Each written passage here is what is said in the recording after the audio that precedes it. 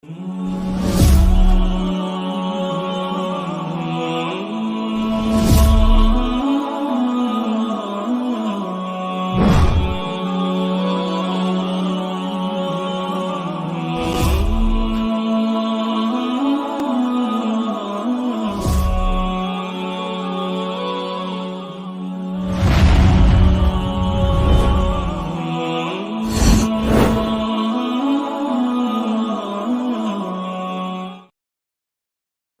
আলাইকুম ওয়া রাহমাতুল্লাহি ওয়া বারাকাতুহু। সম্মানিত বন্ধুরা, কাছে এবং দূরে, দেশ থেকে প্রবাসী যারাই আজকের এই গুরুত্বপূর্ণ প্রোগ্রামটি দেখছেন, আলোচনার বৈঠকটি দেখছেন, সকলকে জানাচ্ছি আমি ইমরান মাহমুদের পক্ষ থেকে শুভেচ্ছা এবং অভিনন্দন। আশা করছি সকলে ভালো আছেন, সুস্থ আছেন। প্রায় অনেক বছর ধরেই আমাদের বাংলাদেশে বা বিভিন্ন দেশে তারাবির নামাজ নিয়ে ইখতিলাফ রয়েছে আলেমদের মধ্যে, ওলামাদের মধ্যে। সেই বিষয় নিয়ে আজকে আলোচনা করব এবং আজকে আমাদের আলোচ্য যে বিষয়, হযরত ওমর রাদিয়াল্লাহু তাআলা আনহু কত রাকাত নামাজের আদেশ করেছিলেন, 8 রাকাত নাকি 20 রাকাত, সেই বিষয়ে আলোচনা করব। এবং সেই বিষয়ে 8 রাকাতের পক্ষে যিনি আলোচনা করবেন, আপনাদের সকলের সুপরিচিত ব্যক্তি, বিশিষ্ট ডিবেটর ব্রাদার রাহুল হোসেন। এবং 20 রাকাতের পক্ষে যিনি আলোচনা করবেন, বাংলাদেশের অতি জনপ্রিয় একজন ব্যক্তি, শেখ মুফতি আলী হাসান ওসামা। আপনাদের দুজনকে আমার লাইভ স্ট্রিমে স্বাগত। এবং বাদবাকি দর্শক যারা দেখছেন, আপনাদের সকলকে অনুরোধ জানাবো যে আজকের এই গুরুত্বপূর্ণ প্রোগ্রামটি আপনারা শেয়ার করে অন্যকে দেখার জন্য সুযোগ করে দিবেন এবং আপনারা বেশি বেশি সাপোর্ট করবেন। প্রথমেই আমার প্রোগ্রামের কিছু নীতিমালা আপনাদেরকে জানিয়ে দিব। বিশেষ করে আমাদের আজকের প্রোগ্রামের যারা অতিথি, অবশ্যই তারা সেই নীতিমালাগুলো জানেন। তারপরও দর্শকদের উদ্দেশ্য করে আমি সেই নীতিমালাগুলো আপনাদেরকে একটু পড়ে শোনাবো। আপনি একটু আমার স্ক্রিনটা একটু লক্ষ্য করবেন প্লিজ। জি, আমি সরি, আমি একদম প্রথমেই যাচ্ছি। জি, আমাদের প্রোগ্রামের নীতিমালা, আলোচনার নীতিমালা বিষয়, হাদিস শাস্ত্রের আলোকে হযরত ওমর রাদিয়াল্লাহু তাআলা আনহু কত রাকাত তারাবির আদেশ করেছেন। অনুষ্ঠানটি সম্প্রচার হচ্ছে ব্রাদার রাহুল হোসেন এবং আলী হাসান ওসামার ফেসবুক পেজ থেকে। আলোচনার মধ্যে আমাদের একেবারেই রুলসের যে বিষয়, যে আলোচনার মধ্যে কোন রূপ বাধা প্রদান করা যাবে না। এক অতিথি অপরজনকে বাধা প্রদান করতে পারবে না। 4 নম্বর, বাধা প্রদান করলে 1 মিনিট সময় কেটে নেওয়া হবে। যিনি বাধা প্রদান করবে তার 1 মিনিট সময় কেটে দেওয়া হবে। 5 নাম্বার, যিনি আলোচনা করছেন, যাকে বাধা দেওয়া হচ্ছে, তার 1 মিনিট সময় তাকে বাড়িয়ে দেওয়া হবে। 6 নম্বর, বিষয়ের বাহিরে অপ্রাসঙ্গিক কথা বললে, আমি সঞ্চালক হিসেবে ইমরান মাহমুদ আছি, অবশ্যই আমি অতিথিদেরকে থামানোর অধিকার রাখি বা থামানোর অধিকার থাকবে। 7 নম্বর, আলোচনার 4টি পর্যায়ের মানে আলোচনাটা 4টা পর্যায়ে হবে এবং সেই পর্যায়গুলো আমি আপনাদেরকে বলবো। প্রথম পর্ব, কেস প্রেজেন্ট, নিজেদের দাবির পক্ষে প্রমাণ উপস্থাপন। এখানে একটি বিষয় আমি বলবো যে কেস প্রেজেন্টে অবশ্যই সবাই সবার দাবি প্রেজেন্ট করবে, অপরের দাবির উপরে খণ্ডন করবে না, শুধু নিজের দাবি নিয়েই আলোচনা করবে। 5 নম্বর, প্রথম কেস প্রেজেন্ট, যিনি একেবারে প্রথমেই প্রেজেন্ট করবেন, ব্রাদার রাহুল হোসেন, তিনি প্রথমেই 15 মিনিট আলোচনা করবেন। দ্বিতীয়তে মুফতি আলী হাসান ওসামা, তিনি 15 মিনিট আলোচনা করবেন। 10 নম্বর, খণ্ডন পর্ব, ব্রাদার রাহুল হোসেন প্রথম 15 মিনিট আলোচনা করবেন, আলী হাসান ওসামা দ্বিতীয়তে 15 মিনিট আলোচনা করবেন। 11 নম্বর, খণ্ডন পর্ব, ব্রাদার রাহুল হোসেন 15 মিনিট আলোচনা করবেন, আলী হাসান ওসামা 15 মিনিট আলোচনা করবেন। এখানে আমি একটি বিষয় আপনাদেরকে জানিয়ে রাখার জন্য বলে রাখি যে 3টি যে পর্ব আমরা করেছি, এই পর্বে 3টা পর্বই 15 মিনিট করে আলোচনার সময় থাকছে। অনেক সময় দেখা যায় যে অতিথিরা আলোচনা করার ক্ষেত্রে তাদের দেখা যায় 15 মিনিটে তাদের দাবিগুলো উপস্থাপন শেষ হয় না। সেই কারণে আমি উপস্থাপক পরিচালনার কমিটির পক্ষ থেকে অতিথিদেরকে 2 মিনিট করে সময় দেওয়া হবে, যেহেতু এটা কোনো ডিবেট না, আলোচনার প্রোগ্রাম। সেক্ষেত্রে তারা চাইলে এই 2 মিনিট সময় ব্যবহার করতে পারবে, নচেত তারা 15 মিনিটই তাদের আলোচনা শেষ করবে। এবং একেবারে শেষ যে পর্বটা, উপসংহার পর্ব, ব্রাদার রাহুল হোসেন তিনি তিনার আলোচনা যেগুলো করেছেন সেগুলো রিভিউ 5 মিনিট আলোচনা করবেন, এবং আলী হাসান ওসামা তিনিও 5 মিনিট আলোচনা করবেন। বিশেষ দ্রষ্টব্য এই পর্বে যে আলী হাসান ওসামা সাহেবের ডিভাইসটা প্লিজ, এই পর্বে উভয়ের পক্ষের বক্তা নতুন কোনো তথ্য ব্যবহার করতে পারবে না, যেহেতু এটা লাস্ট পর্ব। এখানে কেউ কাউকে খণ্ডন করার সুযোগ থাকছে না, সেই ক্ষেত্রে কেউ কারো নতুন তথ্য অ্যাড করতে পারবে না। আচ্ছা, 13 নম্বর, সভাপতি সাহেব মেবি সঞ্চালক সাহেব আমি আলোচ্য বিষয়ের উপর মন্তব্য ছাড়াই অনুষ্ঠানটি শেষ করে দিবেন। এটা আমাদের প্রোগ্রামের নীতিমালা ছিল, নীতিমালা। এবং আমাদের প্রোগ্রামের আরেকটি বিষয় হচ্ছে গুরুত্বপূর্ণ, যে আমরা যখন আলোচনা করব, প্রতিপক্ষ যেই থাকুক আমরা তাকে সম্মান সূচক শব্দ ব্যবহার করে আলোচনা করব। কোন রকমের অসম্মান সূচক শব্দ আমরা ব্যবহার করব না। শুধু প্রতিপক্ষ বক্তার ক্ষেত্রে নয়, প্রতিপক্ষের মুরব্বী ওলামায়ে কেরাম বা তার তিনি যাদেরকে অনুসরণ করেন তাদের যে কেউ হোক, কাউকে কটাক্ষ করে কোনো রকমের কথা বলা যাবে না। সুন্দর শব্দ দিয়ে তাদেরকে বলতে হবে। যদি কেউ অসুন্দর শব্দ ব্যবহার করে, যদি কেউ অবাঞ্ছনীয় শব্দ ব্যবহার করে, অবশ্যই সঞ্চালক হিসাবে আমি তাকে এই শব্দটা এক্সপান্স করাবো, উইথড্র করাবো। যাই হোক, আমি আমার আলোচনার শর্তগুলো, নীতিমালাগুলো আপনাদেরকে পড়ে শোনালাম। আমি আমার আলোচনার প্রোগ্রাম এখন স্টার্ট করছি, এবং স্টার্টের শুরুতেই কেস প্রেজেন্ট যিনি 8 রাকাতের পক্ষে স্টেট নিয়েছেন, ব্রাদার রাহুল হোসেন, আমি আপনার কাছে যাব এবং আমি আপনাকে দিয়ে শুরু করব, এবং আপনি আপনার আলোচনার জন্য সময় পাচ্ছেন 15 মিনিট। আপনি বললে আমি টাইমটা শুরু করে দিব। আচ্ছা, আমি স্লাইড শো করব। আমি একটা স্লাইড দেব আপনাকে, ওটাকে অ্যাপ্রুভ করতে হবে।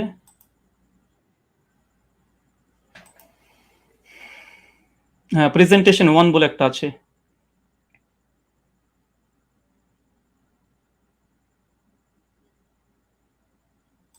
হ্যাঁ, স্লাইডটা কি ঠিক আছে আপনার? হ্যাঁ, এটাই। ওকে, ঠিক আছে। আপনি বললে আমি টাইমটা আপনাকে শুরু করব। হ্যাঁ, এখন 7 মিনিট 42 সেকেন্ড চলছে। আপনি চাইলে আচ্ছা, আপনি আপনি শুরু করতে পারেন। জি জি। আসসালামু আলাইকুম ওয়া রাহমাতুল্লাহি ওয়া বারাকাতুহু। আলহামদুলিল্লাহি রাব্বিল আলামিন ওয়াস সালাতু ওয়াস সালামু আলা রাসূলিহিল আমিন ওয়া আলা আলিহি ওয়া সাহবিহি আজমাইন, আম্মা বাদ। সম্মানিত দর্শক মণ্ডলী এবং আজকের সঞ্চালক সাহেব এবং আমার প্রতিপক্ষ হিসেবে যিনি আজকে এসেছেন, ওস্তাদ আলী হোসেন ওসামা, এবং যারা ভিউয়ার্স এখন এই মুহূর্তে দেখছেন তাদেরকে প্রথমেই প্রাথমিক পর্যায়ে সকলকে ঈদের শুভেচ্ছা জানাই। আজকে আপনারা দেখেছেন যে বিষয় আজকে আমাদের গুরুত্বপূর্ণ বিতর্কিত বিষয়ের আলোচ্য বিষয়, ওমর রাদিয়াল্লাহু তাআলা আনহু তিনি কত রাকাত তারাবি আদেশ করেছেন, 8 নাকি 20? এই আলোচনাটি হবে সম্পূর্ণ হাদিস শাস্ত্রের আলোকে। এই আলোচনাটি কেন? এই আলোচনা করার মূল কারণ বা মৌলিক কারণ হচ্ছে এটাই যে আহলে হাদিসদের উপরে একটা অভিযোগ আছে, প্রায় অভিযোগ করে থাকে যে আহলে হাদিসরা ওমর ইবনুল খাত্তাব রাদিয়াল্লাহু তাআলাকে মানে না, খুলাফা রাশিদিনকে মানে না। কারণ হিসেবে তারা পেশ করে যে ওমর বিন খাত্তাব তিনি 20 রাকাত তারাবির আদেশ করেছেন, অথচ আহলে হাদিসরা 8 রাকাত পরে মসজিদ থেকে পালিয়ে যায়। অনেকে এর জন্য এক ধাপ এগিয়ে আমাদেরকে বলে আমরা নাকি নামাজ চোর, আবার অনেকে এক ধাপ এগিয়ে তারা বলতেছে এইভাবে 8 রাকাত কোনো নামাজই নেই, 1284 হিজরির পূর্বে 8 রাকাত বলে কোনো আন্দোলন ছিল না। অনেক রকমের অভিযোগের স্তূপ আমাদের আহলুল হাদিসদের উপরে আছে। তাই আজকে এই আলোচনাটি খুব গুরুত্বপূর্ণ বিষয়, এবং আপনারা সকলে মনটা খোলা রেখে, উদার রেখে আলোচনাটা শোনার চেষ্টা করবেন। আমরা কেউ একগোয়ামি কেউ আমরা করব না। তো চলুন আমাদের আলোচনার সূচনাতেই কয়েকটি বিষয় লক্ষ্য করতে হবে। প্রথম কথা, যে খোলাফা রাশিদিন রাদিয়াল্লাহু তাআলা আনহু তাদের যে মানার কথা স্বয়ং আল্লাহ নবী আলাইহিস সালাম তিনি বলে গেছেন। সুনান তিরমিজি হাদিস নম্বর 2676 আল্লাহ বলছেন, আমি দুনিয়া থেকে চলে যাওয়ার পরে তোমাদের মধ্যে অনেক ইখতিলাফুন কাসীরা, অনেক বড় বড় মতভেদ হবে। ফালাইকুম বিসুন্নতি ওয়া সুন্নাতি খুলাফায়ে রাশিদিন, আর সেই সময় তোমরা আমার সুন্নাতকে আঁকড়ে ধরবে, এক, আর দুই, সুন্নাতে খুলাফায়ে রাশিদিন, আর খলিফা যারা আছে তাদের সুন্নাতকে মেনে চলতে হবে। আর আমরা সকলে জানি ফারুক আজম ওমর ইবনুল খাত্তাব ইসলামের দ্বিতীয় খলিফা। আর এটা নিয়েই আমাদের দুই পক্ষেরই দাবি যে আসলে ওমর বিন খাত্তাব কত রাকাত তারাবি আদেশ করেছিলেন। চলুন এখানে 3 নম্বর বিষয়, আমরা অনেকে অবগত আছি যে আল্লাহ রাসূল আলাইহিস সালাম তিনি মাত্র 3 দিন তারাবি জামাত করেছিলেন, তারপর স্থগিত থেকে যায়। পরবর্তী সময়তে ওমর বিন খাত্তাব রাদিয়াল্লাহু তাআলা আনহু জামানাতে তিনি একদিন মসজিদ ভিজিট করে এসে দেখছেন যে মসজিদের মধ্যে মানুষ বিক্ষিপ্তভাবে নামাজে দাঁড়িয়ে আছে, নামাজ পড়ছে। এই কারণে ওমর বিন খাত্তাব রাদিয়াল্লাহু তাআলা আনহু উবাই বিন কাব, আপনার স্ক্রিনে দেখছেন সহিহ বুখারী হাদিস নম্বর 2010, এখানে উবাই বিন কাব রাদিয়াল্লাহু তাআলা আনহুকে তিনি তার নেতৃত্বে তিনি একটা তারাবির জামাত করে দিলেন। কিন্তু সহিহুল বুখারীর মধ্যে কত রাকাত এটা নেই, বরং জামাতের কথাটা এসেছে। এখন কত রাকাত এটা সহিহ বুখারীতে নেই, তার মানে কি হাদিস জগতে নেই? অবশ্যই আছে। চলুন কোথায় আছে আমরা একবার ঘুরে আসি। ৮ রাকাতের পক্ষে হাদিস, আমাদের প্রথম হাদিস। এটা হচ্ছে মুয়াত্তা মালিক, আপনারা দেখতে পাচ্ছেন ২৫১ নম্বর হাদিস, এবং বিভিন্ন প্রকাশনের ভিন্নতার কারণে হাদিস নাম্বার চেঞ্জ হয়ে যাবে। এখানে হাদিসটা পড়ার পূর্বে একটা কথা বলতে চাই। আজকে যে দলিল আমি পেশ করব ইনশাআল্লাহ সে দলিলের মধ্যে কোনো দুর্বলতা ইনশাআল্লাহ থাকবে না। জি, আমি ব্যক্তি রাহুলের ক্ষেত্রে অনেক দুর্বলতা থাকতে পারে, আরবি ইবারতে অনেক ভুল হতে পারে, কিন্তু ইনশাআল্লাহ যে দলিল দেব একদম পূর্ণিমার রাতের সূর্যের মতো চমৎকার, একদম চকচকে, সূর্যের মতো চকচকে করবে। কোনো এখানে একটা কালিমা লেপন করার মতো ইনশাআল্লাহ আজকে এই দলিলের উপর আক্রমণ কেউ করতে পারবে না। আর করলে আমরা আহলে হাদিসের পক্ষ থেকে আমি মজুদ আছি খণ্ডন করার জন্য ইনশাআল্লাহ। চলুন হাদিসের সনদ এবং মতন আমরা একবার দেখে আসি, এবং আপনারা দেখছেন এখানে বলছেন, দেখেন, আন হাদ্দাসানা মালিক আন মুহাম্মদ বিন ইউসুফ আন সাইব বিন ইয়াজিদ আন্নাহু কাল। এখানে সনদের প্রথম অংশ আমরা দেখে নিয়েছি। এরপর বলছে, আমারা ওমর ইবনুল খাত্তাব উবাই বিন কাআবিন ও তামিম দারি। তারপরে বলছে আই ইয়াকুমু লিন্নাসি বি ইহদা আশারাতা রাকা। এখানে উমর বিন খাত্তাব রাদিয়াল্লাহু তাআলা আনহু তিনি বলছেন, তিনি আদেশ করছেন, আমারা ওমর বিন খাত্তাব তিনি আমর করছেন, আদেশ করছেন কাকে? উবাই বিন কাব আর তামিম দারিকে। কি আদেশ করছেন? যেন মানুষদেরকে নিয়ে তিনি 11 রাকাত তারাবির সালাত আদায় করে। এই হচ্ছে আহলে হাদিসদের প্রথম দলিল। আর এই দলিল দিয়েই আজকে আমাদের যে কেস, আমার যে কেস, যে আমরা আহলে হাদিসরা 8 রাকাত তারাবি জামাতে পড়ি, এটা ওমর বিন খাত্তাব রাদিয়াল্লাহু আনহু আদেশ করেছেন। আদেশ স্পষ্ট মজুদ আছে আলহামদুলিল্লাহ। এবং কাকে আদেশ করেছে? উবাই বিন কাব তামিম দারিকে। এটা হচ্ছে আমাদের প্রথম দলিল, মুয়াত্তা মালিক 251 নম্বর হাদিস। এখানে লক্ষণীয় শুধু এই হাদিসটা যে মুয়াত্তা মালিকে এসেছে এমনটা নয়। এই হাদিসের তাখরিজ দেখেন, সহিহ কুবরা লিন-নাসাই হাদিস নাম্বার 4677 এ এই সনদ মালিক থেকে আসছে। ৩ নম্বর আরেকটা আছে শারহু মানিল আল আসালি তহাবি। ইমাম তহাবি হানাফি মাযহাবের, বিশেষ করে তিনি বড় ফকি এবং মুহাদ্দিস। হাদিস নাম্বার 1741 এ তিনিও সনদ সহকারে ইমাম মালিক থেকে এর থেকে পেশ করেছে। চতুর্থ প্রমাণ মারিফাতুস সুনান আল আসার লিল বাইহাকি, হাদিস নাম্বার 5413 তে ইমাম বাইহাকি আল মুতাফা 458 হিজরি তিনিও নিয়ে এসেছেন। আচ্ছা, তারপরে 5 নাম্বার শারহুস সুন্নান লিল বাগাবি, চতুর্থ খণ্ডে 120 নম্বর পৃষ্ঠায় ইমাম মালিকের সূত্রে এই হাদিসটাকে তিনি নিয়ে এসেছেন। আরো যারা আপনারা দেখবেন মাদ্রাসাতে মিশকাত পড়তে হয়, না পড়লে কেউ তালিমি হতে পারে না। মিশকাত হাদিস নাম্বার 1302 এ আপনারা দেখতে পাচ্ছেন মুয়াত্তা মালিকের সনদ সহ এখানে মতনটাকে উল্লেখ করা হয়েছে। আর যারা দারসি নুসখা দেখতে চাচ্ছেন, দেবন্দি থেকে প্রকাশনী, সেটা হচ্ছে প্রথম 115 নম্বর পৃষ্ঠায় লাইন নম্বর 9 থেকে 11 তে আপনারা দেখে নিতে পারবেন।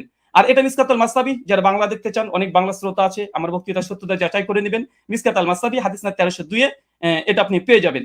এবং মুয়াত্তা মালিক যেটি ইসলামিক ফাউন্ডেশন থেকে বের হয়ে এসেছে প্রকাশনী, এটা হচ্ছে প্রথম খণ্ডে 171 পৃষ্ঠা, রিয়াত নম্বর 4 এ আমার এই দলিল আপনারা বাঙালি শ্রোতা যারা আছেন, যারা আরবি বোঝেন না, তাদের জন্য দিয়ে দিলাম, আপনারা দেখে নিতে পারবেন।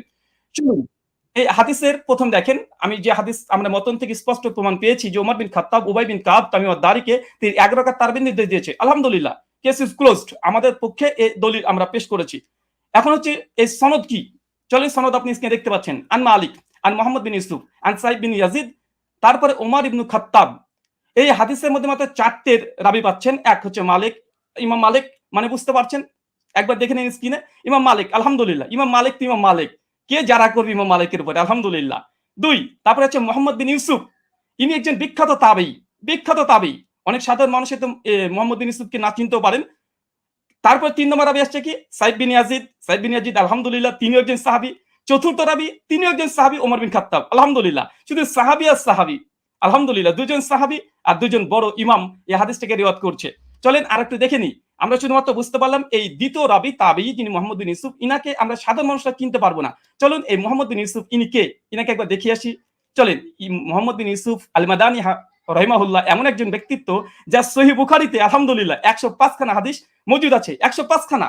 আপনার স্ক্রিনে লক্ষ্য করছেন, হাদিস নাম্বার দিয়ে সার্চ করলে আপনারা দেখতে পাবেন। চলেন এরপর সনদ আবার দেখছেন, আন মালিক আন মুহাম্মদ বিন ইউসুফ আন সাইব বিন ইয়াজিদ আন, তারপর ওমর ইবনে খাত্তাব। এই যে সনদটা ভালোভাবে দেখেন, আন মালিক আন মুহাম্মদ বিন ইউসুফ আন সাইব বিন ইয়াজিদ। আবার দেখেন, আন মুহাম্মদ বিন ইউসুফ আন সাইব বিন ইয়াজিদ। শুধুমাত্র মুহাম্মদ বিন ইউসুফ যে সহিহ বুখারীর রাবী এমনটা নয়, বরং সহিহ বুখারীর মধ্যে আলহামদুলিল্লাহ কমপক্ষে 4টে হাদিস সেম এই চেনটা এসেছে। দেখেন, সহিহ বুখারী হাদিস না 1858, হাদিস না 2824, হাদিস না 4062, কমপক্ষে 4টে হাদিস আছে আন মুহাম্মদ বিন ইউসুফ আন সাইব বিন ইয়াজিদ, একদম পাশাপাশি আছে। শুধু মুহাম্মদ বিন ইউসুফ যে শুধুমাত্র তিনি যে বুখারীর রাবী এমনটা নয়, বরং সেম চেন যেটা মুয়াত্তা মালিকের 8 রাকাতের পক্ষে দলিল পেশ করেছি, একই চেন আলহামদুলিল্লাহ সহিহ বুখারীর মধ্যে মজুদ আছে কমপক্ষে 3টে। আরো সেই মুসলিমে আপনারা চেক করলে পেয়ে যাবেন। আচ্ছা, এই হাদিসের সনদ পর্যালোচনা সংক্ষিপ্তভাবে করে দিই, যা আমরা দেখলাম এতক্ষণে। প্রথম পয়েন্ট দেখেন, সাহাবী থেকে সাহাবী। কেন? ওমর বিন খাত্তাব, সাইদ বিন ইয়াজিদ। সাইদ বিন ইয়াজিদ ওমর বিন খাত্তাবের আদেশ বর্ণনা করছে, দুজনই সাহাবী, আলহামদুলিল্লাহ। এটা মুহাদ্দিসদের ভাষাতে এই সনদকে বলা হয় সিলসিলাতুজ জাহাব। মানে ইমাম মালিক তিনি হচ্ছে মুসান্নিফ গ্রন্থের, আর সাহাবী পর্যন্ত যেতে মাত্র একজন রাবী লেগেছে, মাত্র একজন। আর সে হচ্ছে মুহাম্মদ বিন ইউসুফ, যিনি সহিহ বুখারীর 105 খানা হাদিস বর্ণনা করেছেন। সহিহ মুসলিম আলহামদুলিল্লাহ আছে। তৃতীয়, এই সনদের যতজন রাবী আছে সবগুলো মাদানী, আলহামদুলিল্লাহ। ইমাম মালিক মদিনার ইমাম, আলহামদুলিল্লাহ। মুহাম্মদ বিন ইউসুফ একজন বিখ্যাত তাবী, ইনিও মাদানী, আলহামদুলিল্লাহ। তাহলে দেখছেন এখানে তিনটে, যে সাহাবী থেকে সাহাবী হাদিস বর্ণনা করছে, মাত্র একটা রাবী দিয়ে একদম সাহাবী ওমর বিন খাত্তাব পর্যন্ত পৌঁছে যাচ্ছে, আলহামদুলিল্লাহ। এটা যে সিলসিলাতুজ জাহাব তথা গোল্ডেন চেন। এরপরে চলেন। আচ্ছা, আমার স্লাইডে এক সেকেন্ড,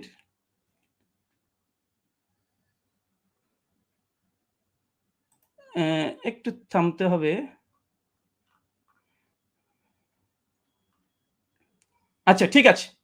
আচ্ছা, আমরা হচ্ছে আমি এই কেসটা প্রেজেন্ট করলাম। এখন আলী হোসেন ওসামা হাফিজাহুল্লাহর কাছে আমার কিছু প্রশ্ন এই মুয়াত্তা মালিকের এই হাদিস নিয়ে।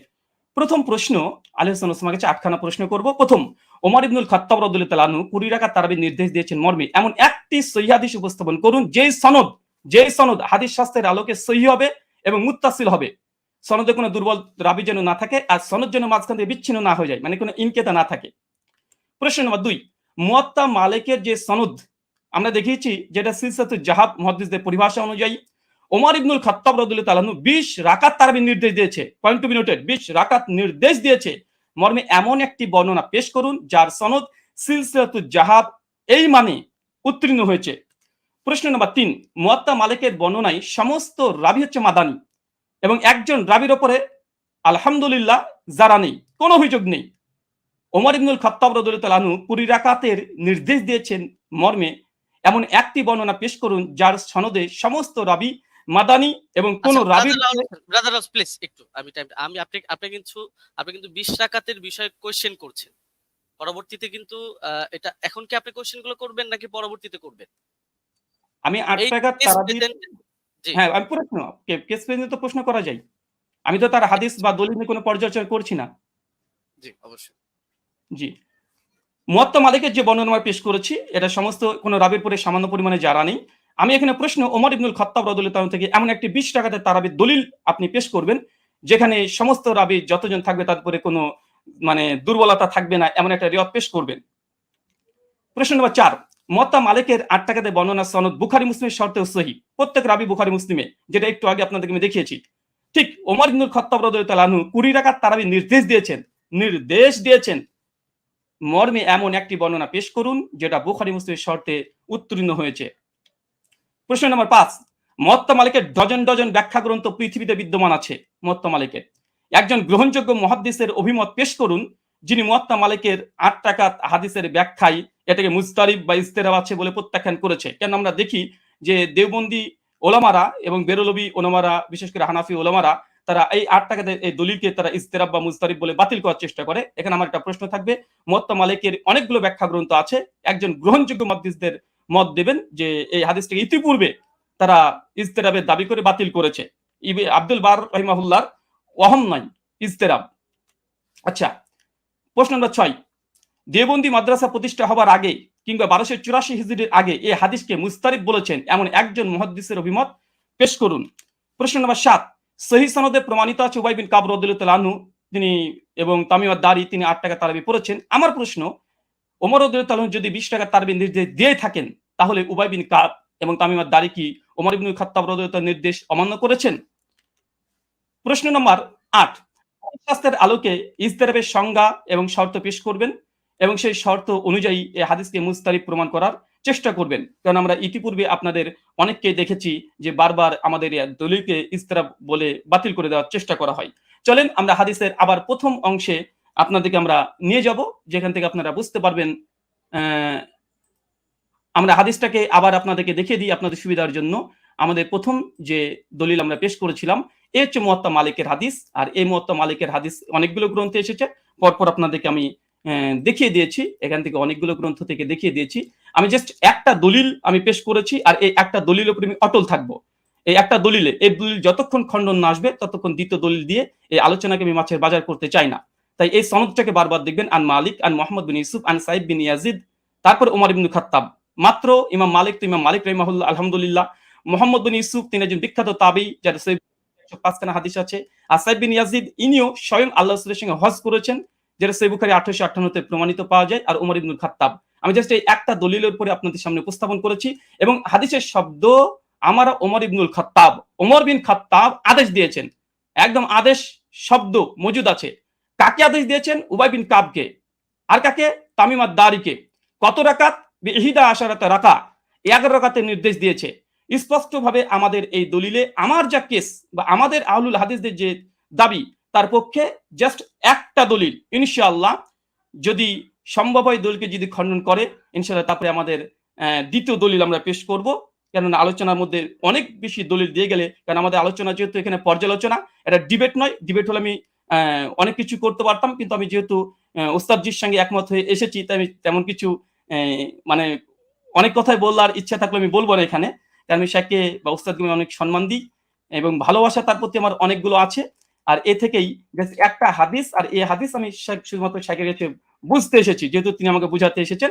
আর পর্যালোচনা যেহেতু এটা ডিবেট নয়, তার জন্য আমার এই একটা হাদিস, যে দাবির পক্ষে আমরা আহলুল হাদিসরা 8 টাকা তারাবি পড়ি, এবং এই হাদিসের মান আমাদের নিকটে সহি, এবং আমাদের কাছ থেকে 8খানা প্রশ্ন আমরা উপস্থাপন করেছি 20 টাকাতের পক্ষে।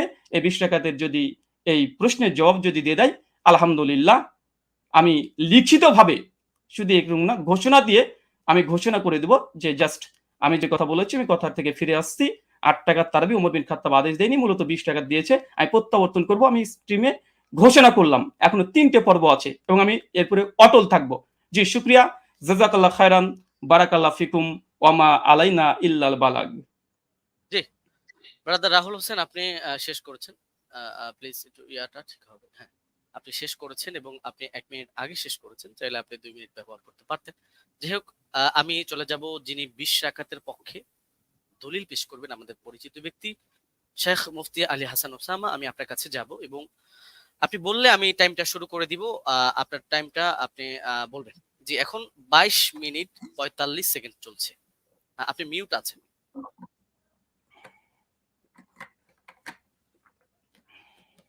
আমাদের পরিচিত ব্যক্তি জি শেখ মুফতি আলী হাসান ওসামা, আমি আপনার কাছে যাব এবং আপনি বললে আমি টাইমটা শুরু করে দিব। আমার আওয়াজ কি শোনা যাচ্ছে? আপনার আওয়াজ শোনা যাচ্ছে। আপনার পাশে একটা ফোন চলছে, ফোনটা একটু অফ করুন। আপনি মিউট আছেন বা অন্য কোনো ডিভাইস চলছে। আওয়াজ কি শুনতে পাচ্ছেন আমার আওয়াজ? শুনতে পাচ্ছি। মুফতি আলী হাসান ওসামা, আমি আপনার কাছে যাব এবং আপনি বললে আমি, আপনি কি শুনতে পাচ্ছেন আমাদের? এখন আপনাকে শোনা যাচ্ছে। আপনাকে এখন শোনা যাচ্ছে। জি, ধন্যবাদ। শুরু করতে পারেন। জি, শুরু করতে পারেন। হ্যাঁ, 23 মিনিট 40 সেকেন্ড থেকে আপনার স্টার্ট। জি। হামিদান ওয়া মুসাল্লিয়ান ওয়া মুসাল্লিমা আম্মা বা'দ। আমরা মূল আলোচনায় চলে আসি কোনো ধরনের ভূমিকা ছাড়া। যেহেতু এটা কেস প্রেজেন্ট পর্ব, এখানে আমরা আমাদের দাবি উত্থাপন করব, আর ব্রাদার রাহুলের দাবি নিয়ে আমরা পরবর্তী খণ্ডন পর্বের মধ্যে বিস্তারিত আলোচনা করব ইনশাআল্লাহ। তো ওমর রাদিয়াল্লাহু তাআলা আনহু কত রাকাত তারাবির আদেশ করেছিলেন এ নিয়ে আমরা শুরুতে দাবি করে এসেছি যে তিনি এর পক্ষে আমরা আমাদের প্রমাণ উপস্থাপন করছি। মুসান্নাফ ইবনে আবি শাইবা গ্রন্থ হাদিস নম্বর 7682। এতে সহিহ সনদের মধ্যে আছে হাদাসানা ওয়াকিউন আন মালিক ইবনে আনাস আন ইয়াহইয়া ইবনে সাঈদ أن عمر بن الخطاب رضي الله عنه أمر رجلا يصلي بهم 20 ركعة। ওমর রাদিয়াল্লাহু তাআলা আনহু এক ব্যক্তিকে আদেশ করলেন তিনি তাদেরকে নিয়ে 20 রাকাত তারাবির নামাজ আদায় করবেন।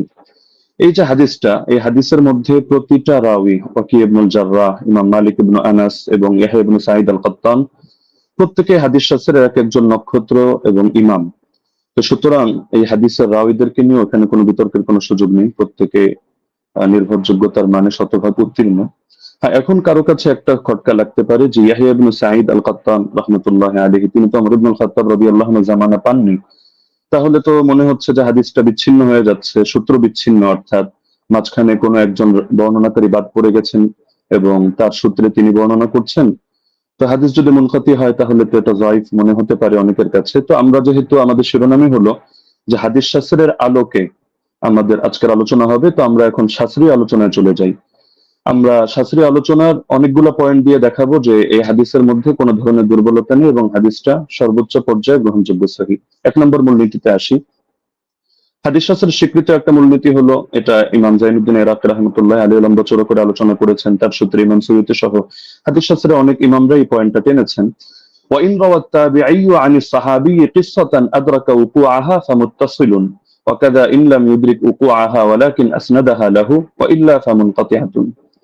তাবিঈ যদি সাহাবী থেকে এমন কোন বিষয়, এমন কোন ঘটনা বর্ণনা করেন যেটা তিনি পেয়েছেন, অর্থাৎ তিনি তো তাকে নিজের চোখে দেখেননি, কিন্তু ঘটনাটা ক্রমবর্ধমান ভাবে চলে আসছে এবং পরবর্তীতে তার জামানায় তিনি ঘটনাটা পেয়েছেন, তাহলে হাদিস শাস্ত্রের বিবেচনা এটাকে মুত্তাসিল বলে গণ্য করা হয়। যদিও বাহ্য দৃষ্টিতে যারা হাদিস শাস্ত্রের জ্ঞান রাখেন, অজ্ঞদের চোখে মনে হতে পারে এটা সূত্র বিচ্ছিন্ন, কিন্তু এটা ইমামরা স্পষ্ট বলে যাচ্ছেন যে না, এটা হুকুমের বিবেচনা, এটাকে মুনকাতি সূত্র বিচ্ছিন্ন ধরা হয় না, বরং মুত্তাসিল হিসাবেই ধরা হয়।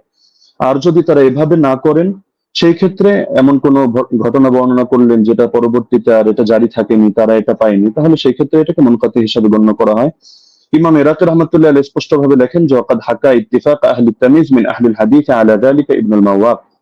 ইমাম ইবনুল মাওয়াক এই ব্যাপারে মুহাদ্দিসদের মধ্য থেকে যারা বিশ্লেষক, তাদের ঐকমত্য বর্ণনা করেছেন। এটা তামহিদ প্রথম খণ্ড 26 নম্বর পৃষ্ঠায় আছে, উলুমুল হাদিস 26 নম্বর পৃষ্ঠায় আছে, 62 নম্বর পৃষ্ঠা শারহুত তাফসিরা প্রথম খণ্ড 223, তাদরিবুর রাওয়ী প্রথম খণ্ড 249। যার কারণে শেখ সালেহ আল মুনাজ্জিদ, আল্লাহ তাআলা তাকে অতি দ্রুত কারামুক্তি করুন, সালাফিদের বড় শেখ, তিনি তার ইসলামকে ওয়েবসাইটের মধ্যে এই বিষয়ে মন্তব্য করেছেন।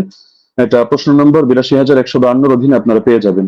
وبمجموع هذه الروايات يتبين أن ال20 ركعة كانت هي السنة الغالبة على التراويح في زمن عمر بن الخطاب رضي الله عنه، ومثل صلاة التراويح أمر مشهور يتناقله الجيل وعامة الناس، ورواية يزيد بن رومان ويحيى القطان يعتبر بهما وإن كان لم يدرك عمر، فإنهما ولا شك تلقياه عن مجموع الناس الذين أدركوهم، وذلك أمر لا يحتاج إلى رجل يسنده فإن المدينة كلها تسنده। পুরো এবারটা আমি শুনিয়ে দিলাম, যার মূল সারমর্ম এটাই দাঁড়াচ্ছে যে যদিও ইয়াহিয়া আল কাত্তান এবং ইয়াজিদ ইবনে রুমান সরাসরি ওমর রাদিয়াল্লাহু আনহু সাক্ষাৎ পাননি, কিন্তু এটা হাদিসের বিশুদ্ধতার মধ্যে কোনো সমস্যা হবে না, এটাকে বিচ্ছিন্ন ধরা হবে না, কারণ এটা তারা এই পরিমাণ, বিপুল পরিমাণ মানুষ থেকে এটা তারা লাভ করেছেন এই সংক্রান্ত বর্ণনা, যারা সরাসরি ওমর থেকে এটা দেখেছেন। সুতরাং এখানে সুনির্দিষ্ট একজন ব্যক্তি লাগবে না যে এটার সনদ বয়ান করবে, বরং গোটা মদিনায় এর সনদ বয়ান করবে। তো সুতরাং দেখা যাচ্ছে যে যারা হাদিস শাস্ত্র সম্পর্কে অজ্ঞ, তাদের কাছে সূত্র বিচ্ছিন্ন মনে হলো। যেহেতু শাস্ত্রের আলোকে আলোচনা, সুতরাং মূলনীতির আলোকে আমরা স্পষ্ট দেখালাম যে এটা সূত্র বিচ্ছিন্ন নয়, বরং এটা মুত্তাসিল হিসাবে ধর্তব্য হবে। দ্বিতীয় হলো, ইমাম ইয়াহইয়া ইবনে সাঈদ আল কাত্তান রাহমাতুল্লাহ আলাইহি, তিনি যেন তেন ব্যক্তিত্ব নন, তিনি জরাতে আদিল শাস্ত্রের ইমাম, অর্থাৎ যার মতামত নিয়ে আমরা অন্যদেরকে মেপে থাকি, এবং তার ব্যাপারে জরাতে আদিল শাস্ত্রে স্পষ্ট লেখা আছে যে তিনি যার তার থেকে হাদিস রিওয়ায়াত করেন না। যেমন তাহদিবুত তাহদিব 4th খণ্ড 357 পৃষ্ঠা, তাহদিবুল কামাল 31 নম্বর খণ্ড 329 পৃষ্ঠা, এখানে ইমাম এজিল সূত্রে লেখা আছে বসরিয়ুন সিকাতুন নাকিউল হাদিস কানা লা ইউহাদ্দিসু ইল্লা আন সিকা। ইমাম ইয়াহইয়া ইবনে সাঈদ আল কাত্তান তিনি শুধু সিকা রাওয়ীদের থেকে হাদিস বয়ান করেন, যার তার থেকে বয়ান করেন না। একইভাবে আর-সিকাত কিতাব 7ম খণ্ড 611 পৃষ্ঠা, তাহদিবুত তাহদিব 4th খণ্ড 357 পৃষ্ঠা, ইকমালু তাহদিবিল কামাল 12 নম্বর খণ্ড 313 পৃষ্ঠা, তাহদিবুল কামাল 31 নম্বর খণ্ড 329 পৃষ্ঠা, এগুলোতে স্পষ্ট লেখা আছে যে ওয়া আমানা ফিল বাহসি আনিন নাকলি ওয়া তারাকা দুআফা। ইমাম ইয়াহইয়া ইবনে সাঈদ আল কাত্তান তিনি হাদিস শাস্ত্র বয়ান করার ক্ষেত্রে তিনি গভীরভাবে কাজটা করেন, তিনি যায়িফ রাওয়ীদেরকে পরিহার করেন। একইভাবে ইমাম আহমদ বিন হাম্বলের একাধিক মত আমরা বর্ণনা করতে পারবো এক্ষেত্রে, যেমন আল জারহ ওয়াত তা'দীল ইবনে আবি হাতিম প্রথম খণ্ড 232 পৃষ্ঠা, সেখানে ইমাম আহমদ বিন হাম্বল সূত্রে আছে, তিনি বলেছেন মা রাআইনা মিসলা ইয়াহইয়া ইবনে সাঈদ ফি হাদা শা'n, ইয়ানি ফি মারিফাতিল হাদিস ওয়া রুওয়াতিহি ওয়া কানা সাহিব হাদা শা'n। আমরা ইয়াহইয়া ইবনে সাঈদের মতো ব্যক্তি এই শাস্ত্রে দেখিনি, অর্থাৎ হাদিস জানা এবং হাদিসের বর্ণনাকারীদের ব্যাপারে জানা, তিনি এই ব্যাপারে বিশেষ পাণ্ডিত্যের অধিকারী ছিলেন। এরকম আরো বহুত মতামত দেখানো সম্ভব, যেমন তিনি অন্যত্র এটাও আছে, তিনি বলেন আল জারহ ওয়াত তা'দীল ইবনে আবি হাতিম 232 পৃষ্ঠায় এই মন্তব্য আছে যে কানা ইয়াহইয়া আবসারাহুম বির রিজাল ওয়া আনকাহুম হাদিসা। ইয়াহিয়া রিজাল সম্পর্কে সবচেয়ে বেশি সূক্ষ্মদর্শী এবং তিনি হাদিসগুলো খুব স্বচ্ছভাবে বর্ণনা করে থাকেন। তো সুতরাং তিনি যার তার থেকে হাদিস বর্ণনা করবেন না, এটা স্পষ্ট বিষয়। এবং এখানে তো যার তার থেকে করার প্রশ্নই আসছে না, কারণ এখানে যেহেতু গোটা মদিনাবাসী এই ব্যাপারে প্রত্যক্ষ সাক্ষী। 3 নম্বরে, যদি আমরা তর্কের খাতিরে এটাকে মুরসাল বলিও, তবু এই জাতীয় মুরসালরা সকলের মতে গ্রহণযোগ্য। যেমন হাফিজ ইবনুল কাইয়িম রাহিমাহুল্লাহর স্পষ্ট মন্তব্য আছে জাদুল মাআদ কিতাবে, প্রথম খণ্ড 367 নম্বর পৃষ্ঠায়, والمرسل إذا اتصل به عمل وعضده قياس أو قول صحابي أو كان مرسله معروفا باختيار الشيوخ ورغبته عن الرواية عن الضعفاء والمتروكين ونحو ذلك مما يقتضي قوته عمل به। মুরসালের সঙ্গেও যদিও আমরা এটা মুরসাল বলছি না, তবে তর্কের খাতিরে যদি এটাকে মুরসাল ধরিও, সেই ক্ষেত্রে মন্তব্যটা উল্লেখ করছে যে মুরসালের সঙ্গে যদি আমল যুক্ত হয়, অর্থাৎ উম্মত এভাবে আমল করে, অথবা তিনি আরো পয়েন্ট আনলেন যে যদি এখানে মুরসালটা যার থেকে এসেছে, অর্থাৎ মুরসিল যিনি, তিনি যদি এ ব্যাপারে পরিচিত হন যে তিনি শায়খ খুব সুন্দরভাবে নির্বাচন করেন এবং বর্ণনা করার ক্ষেত্রে যায়ফ রাওয়ী, মাতরুক রাওয়ীদেরকে তিনি পরিহার করে চলেন, তাহলে সেই ক্ষেত্রে মুরসালের আলোকে আমল করা হবে। এবং এটা ফুকাহায়ে কেরামের নিকট গ্রহণযোগ্য মূলনীতি। আল ইহকাম ফি উসুলিল আহকাম আমিদের কিতাবের মধ্যে স্পষ্ট আছে যে জাতীয় মুরসাল এটা ফাকাবিলাহু আবু হানিফা ওয়া মালিক ওয়া আহমদ ইবনে হাম্বল ফি আশহারি রিওয়ায়াতাইন আনহু। ইমাম আবু হানিফা গ্রহণ করেন, ইমাম মালিক গ্রহণ করেন, ইমাম আহমদ বিন হাম্বলের একটা প্রসিদ্ধ মত যেটা, তার আলোকে দেখা যায় তিনিও গ্রহণ করেন। ঈসা ইবনে আবান রাহিমাহুল্লাহ তিনি একটু ভাগ করেন, তিনি শুধু فصل عيسى بن أبان فقبل مراسيل الصحابة والتابعين وتابعي التابعين ومن هو من أئمة النقل مطلقا دون من عدا هؤلاء। তিনি সাহাবীদের মুরসাল গ্রহণ করেন, তাবেঈদেরটা করেন, তাবেঈদেরটা করেন, এবং যারা হাদিস শাস্ত্রের ইমাম তাদেরটা করেন, অন্যদেরটা করেন না। এটা মেনে নিলেও সমস্যা নেই, কারণ ইমাম ইয়াহিয়া আল কাত্তান তিনি হাদিস শাস্ত্রের ইমাম, তিনি যে ক্যাটাগরি বর্ণনা করেছেন এই ক্যাটাগরির মধ্যে আছেন। আর ইমাম শাফির মত প্রসিদ্ধ, এটা আল ইহকাম কিতাবের মধ্যে আছে, একইভাবে নুজহাতুন নাজার ফি তাওদীহ নুখবাতিল ফিকার সেখানেও আছে। ইমাম শাফি রাহমাতুল্লাহ আলাইহির বক্তব্যের মধ্যে স্পষ্ট দেখা যাচ্ছে যে তিনি বলেছেন যে মুরসাল যদি সাহাবীর মুরসাল হয় তাহলে তো গ্রহণযোগ্য, আর যদি এমন মুরসাল হয় আও মুরসালান قد اسنده غير مرسله او ارسله راو اخر يروي عن غير شيوخ الاول او عضده قول صحابي او قول اكثر اهل العلم او ان يكون المرسل قد عرف من حاله انه لا يرسل عمن فيه علة من جهالة أو غيرها كمراسيل ابن المسيب فهو مقبول وإلا فلا، ووافقه على ذلك أكثر أصحابه والقاضي أبو بكر وجماعة من الفقهاء। ইমাম শাফি রাহিমাহুল্লাহর মন্তব্য হচ্ছে যদি সাহাবীর মুরসাল না হয় এমন মুরসাল হয় যে মুরসালের সঙ্গে কিছু বিষয় যুক্ত থাকে, যেমন তিনি একটা উদাহরণ দিয়েছেন, যদি অধিকাংশ আহলে ইলমের বক্তব্য এর পক্ষে সমর্থন যোগায়, অর্থাৎ তারাও এই মতে পোষণ করেন। অথবা মুরসিলের গুণ হলো তিনি যাত্রার থেকে ইরসাল করেন না, বরং তিনি এমন কারো থেকে ইরসাল করা থেকে নিজেকে বিরত রাখেন যার মধ্যে কোনো দোষ আছে, সে মাঝহুলি হোক, সে অন্য কোনো দোষে দোষী হোক, যেমন ইমাম সাঈদ ইবনে মুসাইয়্যিব রাহমাতুল্লাহ আলাইহি, এগুলো তিনি গ্রহণ করে নেন।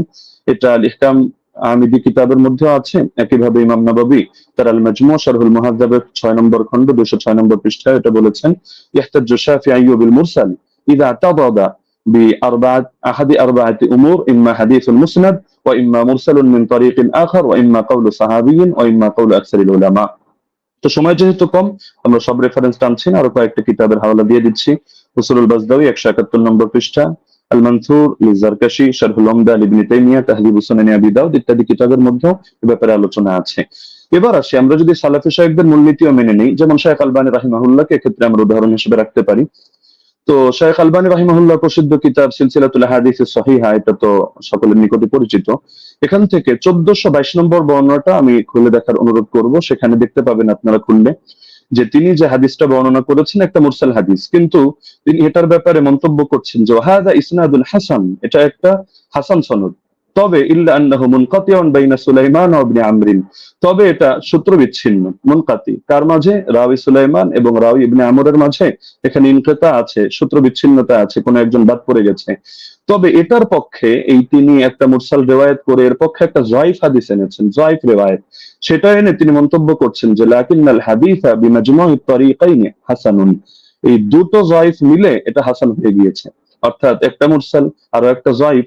তো মুরসালের পক্ষে তিনি যায়ফ হাদিস পেয়েও এটাকে হাসান হিসাবে সাব্যস্ত করে ফেলেছেন, এবং শেষে মন্তব্য করেছেন ফামিসলুহু ইউস্তাশহাদু বিহি, এই ধরনের বর্ণনা দ্বারা এটা দলিল প্রদান করা যায়, ফাল হাদিসু বিহি সহিহুন ইনশাআল্লাহু তাআলা, এর দ্বারা হাদিসটা সহিহ হিসাবে সাব্যস্ত হবে ইনশাআল্লাহু তাআলা। তো শায়খ আলবানী রাহিমাহুল্লাহ এক্ষেত্রে যে কাজটা করলেন, আমরা তো এর চেয়ে তার মজবুত কাজ করলেন। তিনি একেবারে একটা যায়িফ হাদিস এনে মুনকাতি একটা রিওয়ায়াতকে তিনি হাসান সনদ সাব্যস্ত করে হাদিসটাকে দলিলযোগ্য এবং সহিহ সাব্যস্ত করে ফেললেন। তো এ ব্যাপারে তো আর কোনো কিছু বলার অপেক্ষা রাখে না। তারপর চতুর্থ বিষয় হলো, সব ধারার ইমামগণই মেনে নিয়েছেন যে ওমর রাদিয়াল্লাহু আনহু 20 রাকাত তারাবির আদেশ করেছেন। যেমন আমরা উদাহরণ হিসেবে ইমাম শাফিঈকে আনতে পারি 1 নম্বরে, কিতাবুল 1 নম্বর খন্ড 167 পৃষ্ঠা, মুখতাসারুল মুজানি 34 নম্বর পৃষ্ঠা। তিনি স্পষ্ট বলেছেন, ওয়া আহাব্বু ইলাইয়া 20 লিআন্নাহু রুইয়া আন উমর, আমার নিকট 20 অধিক পছন্দনীয় কারণ এটা ওমর থেকে বর্ণিত হয়েছে।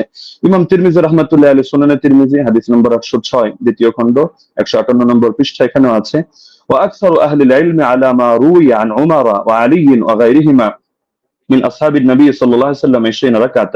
অধিকাংশ আহলে ইলম এই মতে পোষণ করেন যে তারাবি 20 রাকাত। কেন? কারণ এটা ওমর থেকে, আলী থেকে এবং নবীর অন্যান্য সাহাবীদের থেকে রাদিয়াল্লাহু আনহুম বর্ণিত হয়েছে।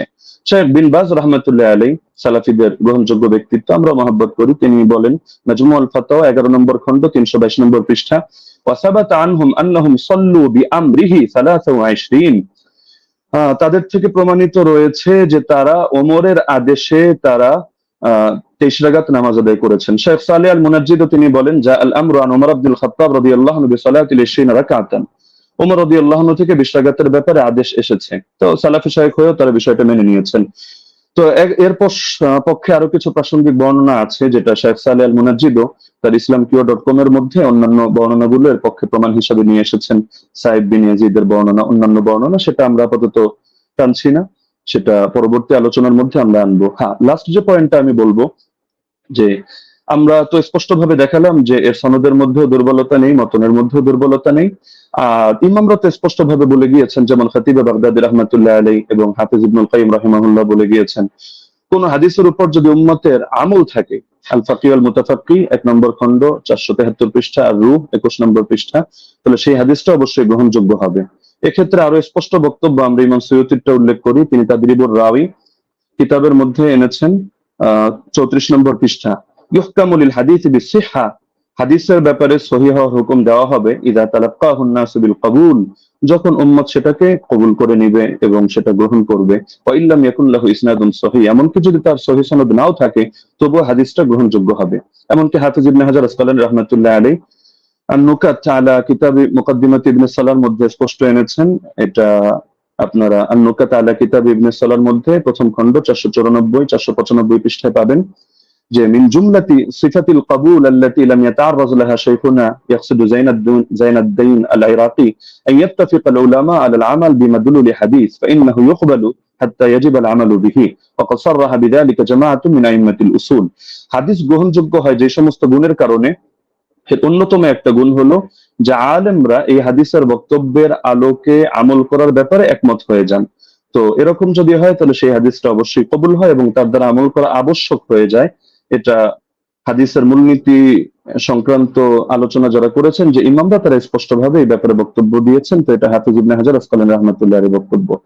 তো আলোচনা আরো দীর্ঘ করা যেত, বাকি সময় যেহেতু সংক্ষিপ্ত, আমরা যে পয়েন্টগুলো টানলাম, তো ব্রাদার রাহুলের মধ্যে থেকে কোনো একটা পয়েন্ট টেনে তিনি যদি দেখাতে পারেন যে না, এই শাস্ত্রের এই মূলনীতিগুলো ভুল বা এর আলোকে এটা প্রমাণিত হয় না, তাহলে আমরা তার প্রতি কৃতজ্ঞ থাকবো যে হাদিস শাস্ত্রের নতুন আরেকটা জিনিস অ্যাড হলো।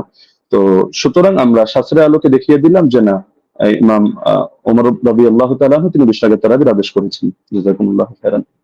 জি, আপনাকে অনেক অনেক ধন্যবাদ মুফতি আলী হাসান ওসামা। আপনি যথাসময় শেষ করেছেন। বাদ বাকি আমি এখানেও বলে দিই যে 10 সেকেন্ড আমাদের কস হয়েছে। 10 সেকেন্ড ওসামা সাহেব বেশি পেয়েছেন। বাদ বাকি আমাদের এটা নিয়ে কোনো সে নেই আশা করি। যাই হোক, আমরা এখন যাব খণ্ডন পর্বে, এবং খণ্ডন পর্বে প্রথম 15 মিনিট আলোচনা করবেন মুহতারাম ব্রাদার রাহুল হোসেন, এবং আমি আপনার কাছে যাব, আপনি বললে আমি আপনার টাইমটা শুরু করব। আপনি মিউট হয়ে আছেন। জি, একটা স্লাইড আমি পাঠিয়েছি, এটা শো করতে হবে। স্লাইড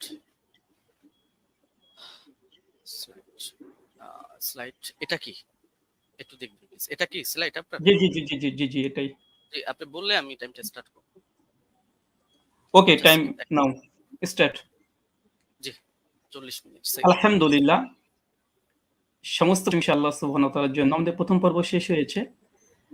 তো মূল বিষয় হচ্ছে এতক্ষণ আপনারা দেখলেন যে আমাদের উস্তাদজি তিনি তার প্রেজেন্টেশনে 20 রাকাত তারাবির পক্ষে তিনি দলিল উপস্থাপন করেছেন। তবে আমি হতাশ হয়েছি। হতাশ এইজন্য হয়েছি যে 8 রাকাতের পক্ষে আমরা যে হাদিসটা পেশ করেছি মুয়াত্তা মালিক থেকে মাত্র 4 টে সনদে। সনদের মধ্যে না কোনো দুর্বলতা আছে, না সনদের মধ্যে কোনো রাবের উপরে আপত্তি আছে, না সনদের মধ্যে কোনো ইনকেতা সূত্র বিচ্ছিন্ন হয়েছে। এবং আমি ওস্তাদজিকে আমার ৮ টা প্রশ্নের মধ্যে ৫ নম্বর প্রশ্ন ছিল এইটা যে এমন একটি দলিল পেশ করবেন যেখানে সূত্র কোনো ছিন্ন হয়নি, বিচ্ছিন্ন হয়নি, ইনকেতা নেই। সনের মধ্যে কোনো মুনকাতি কোনো সনদ পেশ করবেন না। দুর্ভাগ্যজনক হলে সত্য কথা আজকে তিনি প্রথম যে দলিলটা পেশ করেছেন তিনি একটা মুনকাতি একটা দলিল পেশ করেছেন, সূত্র বিচ্ছিন্ন একটা দলিল পেশ করেছেন। এবং এখানে ইয়াহিয়া সাঈদ আল কাত্তান থেকে যে রাত পেশ করেছে মুসান্নাফ ইবনে আবি শাইবা থেকে আপনারা দেখেছেন। তো এখানে মুসান্নাফ ইবনে আবি শাইবাতে ইয়াহিয়া সাঈদ আল কাত্তান তিনি দাবি করছেন বা বলছেন ইবনে ইয়াজিদ থেকে যে ওমর রাদিয়াল্লাহু তাআলা জামানায় 20 রাকাত তারাবির আদেশ দিয়েছে। আমার প্রশ্ন আবারও 9 নম্বর প্রশ্ন একটা যোগ হয়ে গেল। কাকে আদেশ করেছে? কাকে নাম বলতে হবে। মুয়াত্তা মালিকের রিওয়ায়াতে পরিষ্কারভাবে আছে। কাকে আদেশ করেছিলেন? 8 রাকাতের পক্ষে ওমর বিন খাত্তাব, সেটা হচ্ছে উবাই বিন কাব আর তামিম আদ-দারিকে। উস্তাদজি যে 20 রাকাতের আদেশের ওমর বিন খাত্তাব থেকে নিয়ে এসেছে, প্রথমত সনদটা ইনকেতা আছে, সূত্র বিচ্ছিন্ন। ওমর বিন খাত্তাবের রাদিয়াল্লাহু তাআলা জামানা পর্যন্ত ইয়াহিয়া সাঈদ আল কাত্তান তিনি পান নাই। আর দ্বিতীয়ত এই হাদিসের মধ্যে আমার দ্বিতীয় একটা প্রথম আরেকটা প্রশ্ন যুক্ত হয়ে যায় যে এখানে কাকে নির্দেশ দিয়েছে? কোন সাহাবীকে? সাহাবীর নাম বলতে হবে। এই পয়েন্টটাকে নোট করে আমি রিবাটাল সেশনে উস্তাদজির কাছে জবাব আমি আশা করছি। আমি অবাক হয়েছি। দ্বিতীয় অবাক হচ্ছে এটা যে আমার উস্তাদজি তিনি হাদিসটা মুরসাল হককে অস্বীকার করলেন এবং তিনি সঙ্গে সঙ্গে কথা বললেন যারা মুরসাল বলে তারা নাকি জ্ঞান পাপী বা জ্ঞান অল্প স্বল্প বুদ্ধি যারা আছে তারাই নাকি এই হাদিসটাকে ইনকেতা বলে। চলেন এই হাদিসের প্রথমত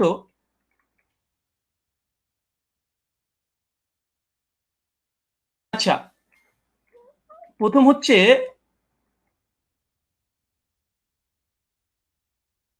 যে দলিলটা পেশ করেছেন মুনকাতি হাদিস, এই হাদিস নাকি মুরসাল তিনি অস্বীকার করেছেন, ইনকারের সনদ বিচ্ছিন্ন। অথচ আমরা দেখছি দেখেন এটা হচ্ছে আসরুস সুনান, আল্লামা নিমবি হানাফি তার একটি কিতাব, তার আসরুস সুনানের 779 নম্বর হাদিসে দেখেন ইয়াহিয়া সাঈদ থেকে ওই রিওয়ায়াতটা এসেছে যেটা উস্তাদ জি মুসান্নাফ ইবনে আবি শাইবা থেকে পড়েছেন। হাদিসটা নিয়ে আসার পরে বলছে ও ইসনাদুহু মুরসাল, তিনি পরিষ্কার দাবি করছেন যে এই সনদ হচ্ছে ইনকেতা ঘটেছে, সনদের মধ্যে বিচ্ছিন্ন ঘটেছে। ইয়াহিয়া সাঈদ আল কাত্তান রাহিমাহুল্লাহ তিনি ওমর বিন খাত্তাবের জামানা পাই নাই, আর তিনি এটাকে পুরোটাকে অস্বীকার করে দিলেন। আমি এটা খুব আশ্চর্য হয়েছি। তারপরে যদিও তিনি এখানে কবিন শব্দটা লিখে দিয়েছেন যে যদিও মুরসাল সূত্র বিচ্ছিন্ন তবে নাকি শক্তিশালী। আর একটা প্রশ্ন যুক্ত হয়ে গেল, উস্তাদজিকে বলবো হাদিস সহিহ হওয়ার জন্য কয়টা শর্ত? সমস্ত মুসলিম উম্মার ইজমা আছে হাদিস সহিহ হওয়ার জন্য 5টা শর্ত, এবং প্রথম যে শর্ত সেটা হচ্ছে সনদ মানে একদম মুত্তাসিল হতে হবে। সনদের মধ্যে কোনো যেন বিচ্ছিন্নতা না ঘটে, কোনো ইনকেতা না ঘটে, সূত্র যেন বিচ্ছিন্ন না হয়। এর যে হাদিস সহিহ হওয়ার জন্য এটা হচ্ছে ইজমাই শর্ত। সে হানাফি বলেন, আহলে হাদিস, শাফি, মালিকি যেই বলেন, সমস্ত উম্মত একমত হাদিস 5টা শর্তে সহিহ হয়। প্রথম শর্ত হচ্ছে ইত্তেসাল হতে হবে, মুত্তাসিল হতে হবে, সনদ যেন একদম কোনো মাঝখান থেকে চেন যেন ব্রেক না করে। অবাক হলাম তিনি এই হাদিস একটা মুরসাল হাদিস তিনি নিজে প্রতি স্বীকার করে নিয়েছেন কয়েকবার, আবারও স্বীকার করতেও যাচ্ছেন না। অথচ এখানে আসরুস সুনানে আল্লামা নিমবি হানাফি রাহিমাহুল্লাহ তিনি পরিষ্কার দাবি করে নিয়েছেন এই হাদিসের মধ্যে ইনকেতা ঘটেছে, এটা মুরসাল হাদিস, সূত্র বিচ্ছিন্ন হাদিস, তবে কওয়িন, তবে সনদের যে রাবিগুলো আছে এরা শক্তিশালী। হাদিস সহিহ হওয়ার জন্য যেহেতু রিজাল শাস্ত্রের আলোকে এবং হাদিস শাস্ত্রের আলোকে আমাদের দলিল উপস্থাপন করতে হবে। তো হাদিস সহিহ হওয়ার জন্য ওস্তাদ দেখেছি আমার জানার জন্য প্রশ্ন, বিনয়ের সঙ্গে প্রশ্ন, মানে মুত্তাসিল হওয়া এটা শর্ত কি? শর্ত একটু জানাবেন 5টা শর্তের মধ্যে। আর এই সনদের মধ্যে যে মুত্তাসিল, এই সনদের মধ্যে বিচ্ছিন্নতা ঘটেনি, এটা প্রমাণ পেশ করবেন। চলুন এই দেখেন ইয়াহিয়া সাঈদ আল আনসারীর এই বর্ণনাকে বাংলাদেশের জগৎ বিখ্যাত আমাদের আলী হোসেন ওসামা জিরো উস্তাদ জি হবে আমার জানা মতে, না হলেও রুহানি উস্তাদ হবে। দলিশ নামাজের মাসাল এই বইটা মোটামুটি 4 জন আলেম মিলে লিখেছে, এক মৌলানা তাহিদুল মাওলা, আব্দুল মালিক সাহেব, আব্দুল মতিন সাহেব এবং আবু আকাস মৌলানা, 4 জন মিলে বইটাকে রচনা করেছে। এই তারাবির মাসালাতে 410 নম্বর এবং 411 নম্বর পৃষ্ঠাতে এই দলিলটা নিয়ে এসেছে। নিয়ে আসার পরে এই দলিলটাকে সামনে রেখে তিনি বলছেন যে মুসান্নাফের এই দলিলটা এই বর্ণনাটির সনদ সহিহ, তবে ইয়াহিয়া সাঈদ যেহেতু হযরত ওমরের যুগ পাননি, আবার কার কাছ থেকে শুনেছেন তাও বলেনি, এই কারণে এটিকে মুনকাতি সূত্র বিচ্ছিন্ন বলা হয়। তার মানে আমাদের 4 জন সহ লেখা দলিল সহ নামাজের মাসাল এ বইটা, মানে আমরা 5 জনের মত পেয়ে গেলাম মোটামুটি, যে হানাফি ভাইদের এবং দেওবন্দীদের ঘরনারী এই সনদকে মুনকাতি সূত্র বিচ্ছিন্নটা স্বীকার করে নিয়েছে। যদি এরা যদি মূর্খ হয়, আল্লাহু আলম বিসব, হতে পারে, আমি এখানে কোনো কমেন্ট করব না। তারপরে তিনি ওসামা ওস্তাদজি তিনি যে কথাগুলো বলেছেন, টেনে হিসড়ে হাদিসটাকে আবার মানে হাসান করার চেষ্টা করছে। তো মূল কথা, সনদের মধ্যে বিচ্ছিন্নতা ঘটেছে এবং হাদিসটার মধ্যে ইনকেতা ঘটেছে। আর বারবার উস্তাদজি বলছে হাদিসটা মুরসাল। আসলে হাদিসটা মুরসাল না, মুনকাতে। কারণ এই হাদিসটা মুরসাল হলে নবীর দিকে নিসবত হতো। যখন নবীর দিকে নিসবত না, এটা ওমরের দিকে নিসবত হয়েছে, যে ওমর আদেশ করেছে। তা হাদিসটা মুরসাল নয়, বরং এখানে ইনকেতা বলাটাই বেশি যৌক্তিক। মুনকাতি এই হাদিস। তার জন্য এখানে আরেকটা পয়েন্ট দেখে নিন। মুনকাতে হাদিসের ব্যাপারে উস্তাদজি অনেকগুলোই দলিল উপস্থাপন করলেন এবং বিভিন্ন আলেমদের ফতোয়া তিনি নকল করে বোঝানোর চেষ্টা করছিলেন বারবার, যে দেখেন মুনকাতে হাদিসকে অনেকে হাদিসে বা মুরসাল হাদিসকে অনেকেই সহিহ বলার চেষ্টা করছে, এমনকি শেখ আলবানিও বলার চেষ্টা করেছে, তিনি দলিল উপস্থাপন করেছেন। দেখেন, এটা তাইসুল মুস্তাহুল হাদিস, এটা হানাফি আলেম সকলেই মানে। এটা বাংলাদেশ থেকে কওমি ঘরানার তারাই ছাপিয়েছে বইটা, রকমারিতে অ্যাভেলেবেল পেয়ে যাবেন। এখানে দেখেন মুনকাতে হাদিসের উদাহরণ একটা দেওয়ার পরে বলছে মুনকাতে হাদিসের হুকুম কি। বলছে উলামায়ে কেরাম এ বিষয়ে একমত, মানে ইজমা দাবি করছে। বিলুপ্ত রাবি অবস্থা অজ্ঞতা থাকার কারণে মুনকাতে হাদিস জয়ীফ হিসেবে গণ্য। এখানে একটা সংক্ষিপ্ত সাধারণ শ্রোতার জন্য বলি, যে ইয়াহিয়া সাইদ আল কাত্তান তার ওমর বিন খাত্তাবের জামানায় পায়নি। ওমর বিন খাত্তাবের মৃত্যুর প্রায় 40 থেকে 50 বছর পর এই রাবি জন্মগ্রহণ করেছে। ওমর বিন খাত্তাব জামানায় পায়নি। তিনি কিভাবে বলে দিলেন যে ওমরের জামানাতে অমুক ব্যক্তি, আবার নাম উল্লেখ নেই যে কাকে নির্দেশ দিয়েছে, নাম উল্লেখ নেই হাদিসে, যে 20 টাকাতের আদেশ করেছে।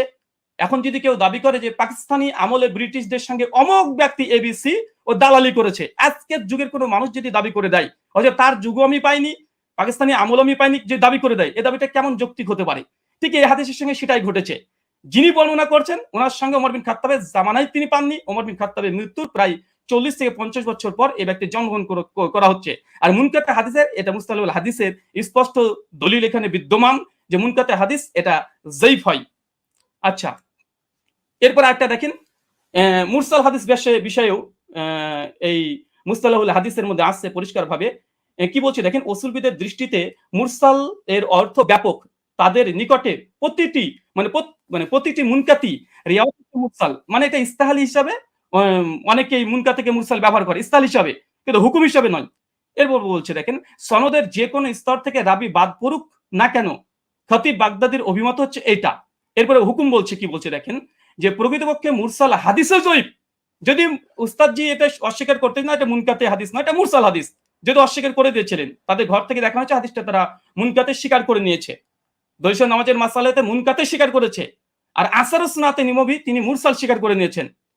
আচ্ছা, তারপরেও যদি ওসামা সাহেব বারবার এটাকে মুরসাল এটা অস্বীকার করেও এটা নিয়েই বারবার আলোচনা করে, মুরসাল হাদিসের ব্যাপারে হুকুম কি দিচ্ছে দেখেন, যে প্রকৃতপক্ষে মুরসাল হাদিসের জয়ীফ এবং বর্জনীয়, পরিষ্কার। আচ্ছা চলেন, এটা সহিহ মুসলিম মুকদ্দমা উঠে দেখবেন, এটা ইসলামিক সেন্টার থেকে ছাপানো, আরবিটাও আপনারা ভালোভাবে পড়তে পারবেন। এবং এখানে ইমাম মুসলিম রাহিমাহুল্লাহ তিনি পরিষ্কার মুরসাল হাদিসের একটা বাব কায়েম করেছে। বাব কায়েম করার পরে ইমাম মুসলিম সহিহ মুসলিম রচনার পূর্বে মুকদ্দমা শুধু রাসূলের হাদিস দিয়ে তিনি একদম পালাতে রেখেছেন। তার মধ্যে মুরসাল আলোচনা করতে গিয়ে তিনি বলছেন যে মুরসাল রিওয়ায়াত হাদিস সময়ের ব্যাপারে আমাদের মুহাদ্দিসদের, মানে মুহাদ্দিসগণের কেরামের অভিমত হচ্ছে মুরসাল হাদিস হুজ্জাত দলিল হিসেবে পরিগণিত হবে না। মানে কোন হাদিসের সনদের মধ্যে যদি বিচ্ছিন্ন ঘটে, যেটা আমাদের উস্তাদ যে আজকে দলিল পেশ করেছে, তাহলে সেটা কোনোভাবে হিসেবে গ্রহণযোগ্য নয়। সর্বশেষে বলছে ফলে তা মুরসাল হওয়ার সম্ভাবনায় আমাদের নিকটে হুজ্জত বা দলিল হিসেবে পরিগণিত হবে না। এবং ইমাম মুসলিম রাহিমাহুল্লাহ তিনি বলছেন মুরসাল হাদিস হোক, সনদ যদি বিচ্ছিন্ন ঘটে যায়, এই হাদিস সহিহ নয়, এটা বর্জনীয়, এটা যায়িফ, এটা মারদুদ। এবং হাদিস সহিহ অর্জনের যে 5টা শর্ত, ইজমা আছে, এরপরে ইজমা দাবি করলাম, ইজমা আছে। প্রথম শর্ত হচ্ছে যে মুত্তাসিল হতে হবে। আচ্ছা, এখানে দেখেন উনি আলবানী রাহিমাহুল্লাহর এই সুলাইমান আর তাউসের একটা রিওয়ায়াত নিয়ে এসে বলছেন যে আলবানী দেখো তোমাদের ঘরে আলবানী একটা মুরসাল হাদিসকে হুজ্জাত গ্রহণ করে নিয়েছে। আমি একই টিট ফর ট্যাট দিয়ে দিলাম উস্তাদজিকে, যে দেখেন আপনাদের দলিল নামাজের মাসাল বইয়ে আহলে হাদিসদের একটা দলিল খণ্ডন করতে গিয়ে এখানে মাওলানা আব্দুল মালিক সাহেব, আব্দুল মতিন সাহেব এবং তামহিদুল মাওলা সাহেব, আরো 4 জন বড় বড় বিজ্ঞ ওলামা, তারা কি বলছে, এ হিসাবে সুলাইমান ও তাউসের মাঝে আরেকটি বিচ্ছিন্নতা সৃষ্টি হয়েছে, মানে সূত্র বিচ্ছিন্ন হয়েছে, যার কারণে হাদিসটা হাসান মানে সহিহ তদুর কিবা হাসান হওয়া দুষ্কর হয়ে পড়েছে। এটা আমাদের দেওবন্দি বাংলাদেশি ওলামা মাশায়েখ যারা আছেন, বিশেষ করে কওমি ঘরানার, তাদের যারা লিখেছে ওটা একদম সকলে মাথার ওপরে তারা। তা আলবানী যেমন দলিল দিয়েছিল, আমি পাল্টা একটা দলিল দিয়ে দিলাম। আচ্ছা, এই হচ্ছে। আচ্ছা, এখানে আরেকটা দলিল তিনি যেহেতু ইয়াহিয়া সাইদ আল আনসারী থেকে একটা হাদিস মাত্র দিয়েছে, তবে বিন বাজ রাহিমাহুল্লাহ ফতোয়া পড়তে গিয়ে তিনি আরেকটা রিওয়ায়াত পেশ করেছেন, সেটা হচ্ছে ইয়াজিদ বিন রোমান থেকে। দেখেন ২ নম্বর যে দলিলটা দিয়েছে একই অবস্থা। ইয়াজিদ বিন রোমানের দলিলটাও এটাও ইনকেতা, সনদ বিচ্ছিন্ন হয়েছে। এবং আমার চ্যালেঞ্জ ছিল উস্তাদজিকে, বা আমার অনুরোধ ছিল যে উস্তাদজি এমন একটা দলিল পেশ করবেন যার মধ্যে কোনো বিচ্ছিন্নতা ঘটেনি, কোনো ইরসাল হয়নি, এবং এমন একটা হাদিস পেশ করলেন যে হাদিসে কাকে যে আদেশ করা হয়েছে তার নাম উল্লেখ নেই, অথচ মুয়াত্তা মালিক আলহামদুলিল্লাহ সনদের মধ্যে কোনো ইরসাল নেই, ইনকেতা ঘটেনি, সনদের মধ্যে কোনো রাবির উপরে জাররা পরিমাণে কোনো জারা নেই, সনদে কোন ব্যক্তিকে কোন সাহাবী ওমর বিন খাত্তাব 8 টাকা তারাবির আদেশ করেছে সেটাও মজুদ আছে আলহামদুলিল্লাহ। কিন্তু আমাদের উস্তাদজি 15 মিনিট সময় নিয়ে তিনি মাত্র একটা দলিল পেশ করেছেন, বিন বাজের ফতোয়াতে এই ইয়াজিদ বিন রোমানের এর অর্থে চলে এসেছে। এটাই একই অবস্থা। কি বলছেন দেখেন, 200 নামাজের মাসালাতেই বলছে, কি বলছে, এটিও একজন তাবিজ সাক্ষ্য, মুহাদ্দিসগণের পরিভাষা অনুযায়ী বা এটাকে মুনকাতি মুরসাল বলা হয়, কারণ ইয়াজিদ ইবনে রোমান হযরত ওমরের যুগ পাননি। একই সমস্যা, এটাকে যঈফ বলা উচিত নয়। তারপরে মাসলাকে হানাফির নিকটে যেহেতু মুরসাল হাদিস হুজ্জাত, যঈফ হাদিস হুজ্জাত, ফজিলতের ক্ষেত্রে যঈফ হাদিস হুজ্জাত, তার মানে এখান থেকে বোঝা গেল যে আহলে হাদিসরা যে দলিল পেশ করেছে আলহামদুলিল্লাহ এর মধ্যে কোনো বিচ্ছিন্নতা নেই। আমাদের হানাফি ভাইদের পক্ষ থেকে যে দলিলটা আমরা পেয়েছি প্রথম পর্বেই, কারণ প্রথম দলিল মানে মজবুত দলিল দেয় মানুষ, প্রথম যেটা দেয় সেটা মজবুতই দেয়, কিন্তু দুর্ভাগ্য সনদের মধ্যে বিচ্ছিন্নতা ঘটে গেছে, সনদের মধ্যে ইনকেতা ঘটে গেছে, মাকড়সার জালের মতো দুর্বল একটা সনদ দিয়ে এটাকে আজকে দাবি হিসাবে দলিল পেশ করা, ওস্তাদজির কাছে আমি বিষয়টা একটু কেমন ভাবে মনে হচ্ছে, যেটা কেমন ঘটে গেল যে প্রথম সনদেই এরকম একটা ঘটনা ঘটে যাবে। আচ্ছা, 2 নম্বর, আমার উস্তাদজি জাস্ট দুটো দলিলই পেশ করেছে তার প্রেজেন্টেশনে, দুটো দলিল এখানে আমি খণ্ডন করেছি। তাছাড়া তিনি আদার্স যে কথা না, তিনি তেমন কোনো কথা বলেনি, দুটো হাদিস নিয়ে আর মুনকাতে হাদিস হুজ্জাত বা মুরসাল হাদিস হুজ্জাত, তিনি এই বিষয়ে কথা বলতে চেয়েছেন। আমিও দেখিয়েছি যে ইমাম মুসলিমের নিকটে মুরসাল মুনকাতে হাদিস মানে গ্রহণযোগ্য নয়। তাছাড়া দলিল নামাজের মাসালাতে স্বয়ং আব্দুল মতিন সাহেব একটা সূত্র বিচ্ছিন্ন হওয়ার কারণে আহলেসের একটা দলিলকে বাতিল ঘোষণা করে দিয়েছে, হাসান হওয়া দুষ্কর বলে দিয়েছে। আর তৃতীয়ত মুস্তালাহুল হাদিসের গ্রন্থে যেগুলো লেখা আছে যে মুনকাতে হাদিস বা মুরসাল হাদিস সূত্র বিচ্ছিন্নতা হওয়ার কারণে কার কাছ থেকে শুনেছে এটা যেহেতু আমাদের কাছে জানা নেই, এই জন্য এই হাদিসটা মুহাদ্দিসদের নিকটে এটা যায়িফ, এটা মারদুদ। এবং আমি একটা প্রশ্ন করে দিয়েছি ওস্তাদ, যে এটা এড়িয়ে যাবেন না, যেতে এবার রিবার্টাল সেশন আপনার এড়িয়ে যাবেন না, 8টা প্রশ্ন আপনার মানে কাঁধের উপরে আছে, এবং যেই মানে আমি চেয়েছি যেমন ভাবে তলব করেছি দেওয়ার চেষ্টা করবেন, এবং হাদিস সহিহ হওয়ার জন্য সনদ মুত্তাসিল হওয়া প্রয়োজন কি প্রয়োজন না, এটা প্লিজ দিয়ে আলোচনা শুরু করবেন। আমি আবার আপনাকে 1.5 মিনিট আগে ছেড়ে দিলাম, কেন আপনি জাস্ট দুটো দলিল পেশ করেছেন। শুকরিয়া, ধন্যবাদ, জাযাকাল্লাহু খায়রান, বারাকাল্লাহু ফিকুম। জি ব্রাদার রাহুল হোসেন, আপনাকে অনেক অনেক ধন্যবাদ। খণ্ডন পর্বে আপনি আপনার প্রথম আলোচনাটি শেষ করেছেন, যথাসময়ে শেষ করেছেন এবং আগেই শেষ করেছেন। যেহেতু আমি চলে যাব খণ্ডনের দ্বিতীয় আলোচক যিনি মুফতি শেখ আলী হাসান ওসামা আপনার কাছে, এবং আপনি বললে আমি আপনার টাইমটা শুরু করে দেব। আর জি, একটু দর্শকদের উদ্দেশ্যে বলবো, দর্শক যারাই দেখছেন অবশ্যই প্রোগ্রামটি শেয়ার করে অন্যকে দেখার জন্য সুযোগ করে দিবেন ইনশাআল্লাহ। জি আলী হাসান ওসামা আপনার কাছে যাচ্ছি, আপনি বললে আমি টাইমটা শুরু করব। জি, শোনা যাচ্ছে আমাকে? হ্যাঁ, আপনাকে ক্লিয়ার শোনা যাচ্ছে। আচ্ছা, জি শুরু করতে পারেন। জি 7 7 8 9 10 সেকেন্ড। জি ওকে। হামিদান ওয়া মুসাল্লিয়ান ওয়া মুসাল্লিমা আম্মা বা'দ। শাস্ত্রীয় ব্যক্তি ছাড়া আসলে শাস্ত্রীয় আলোচনাটা একটু জটিল ব্যাপারই, যে যতটুকু পরে তার আলোকে গোটা দুনিয়াটাকে মূল্যায়ন করে। তো আমরা যে আলোচনাগুলো করেছি সবগুলো শাস্ত্রীয় মূলনীতিকে উনি এড়িয়ে গিয়ে আমাদের ব্রাদার রাহুল ভাই তিনি হলো অন্যান্য এদিক সেদিকের কথা টেনে, এবং মজার একটা ব্যাপার হলো উনি কি বলবেন আমরা মোটামুটি সবই এক থেকে আইডিয়া করতে পেরেছি, লেকিন আমি যেগুলো বলেছি এটা হয়তো ওনার আনকমন পড়ে গেছে, উনি যার কারণে বিষয়গুলো স্কিপ করে গেছেন। হাতে সময় ছিল তিনি খণ্ডন করতে পারতেন। তো কি কি স্কিপ করেছেন আর এই খণ্ডন পর্বে যে অসঙ্গতিগুলো বলেছেন এটা নিয়ে তো আমি নেক্সট পর্বে আলোচনা করবো। আগে ওনার কেস প্রেজেন্টেশনের মধ্যে উনি যে কথাগুলো বলেছেন আমরা সেটার মূল্যায়নে আসি। একটা কথা তো তিনি গর্বের সাথে বললেন যে হাদিস সহিহ হওয়ার জন্য 5টা শর্তের ব্যাপারে ইজমা আছে, যে অবশ্যই একমত, ইজমা আছে।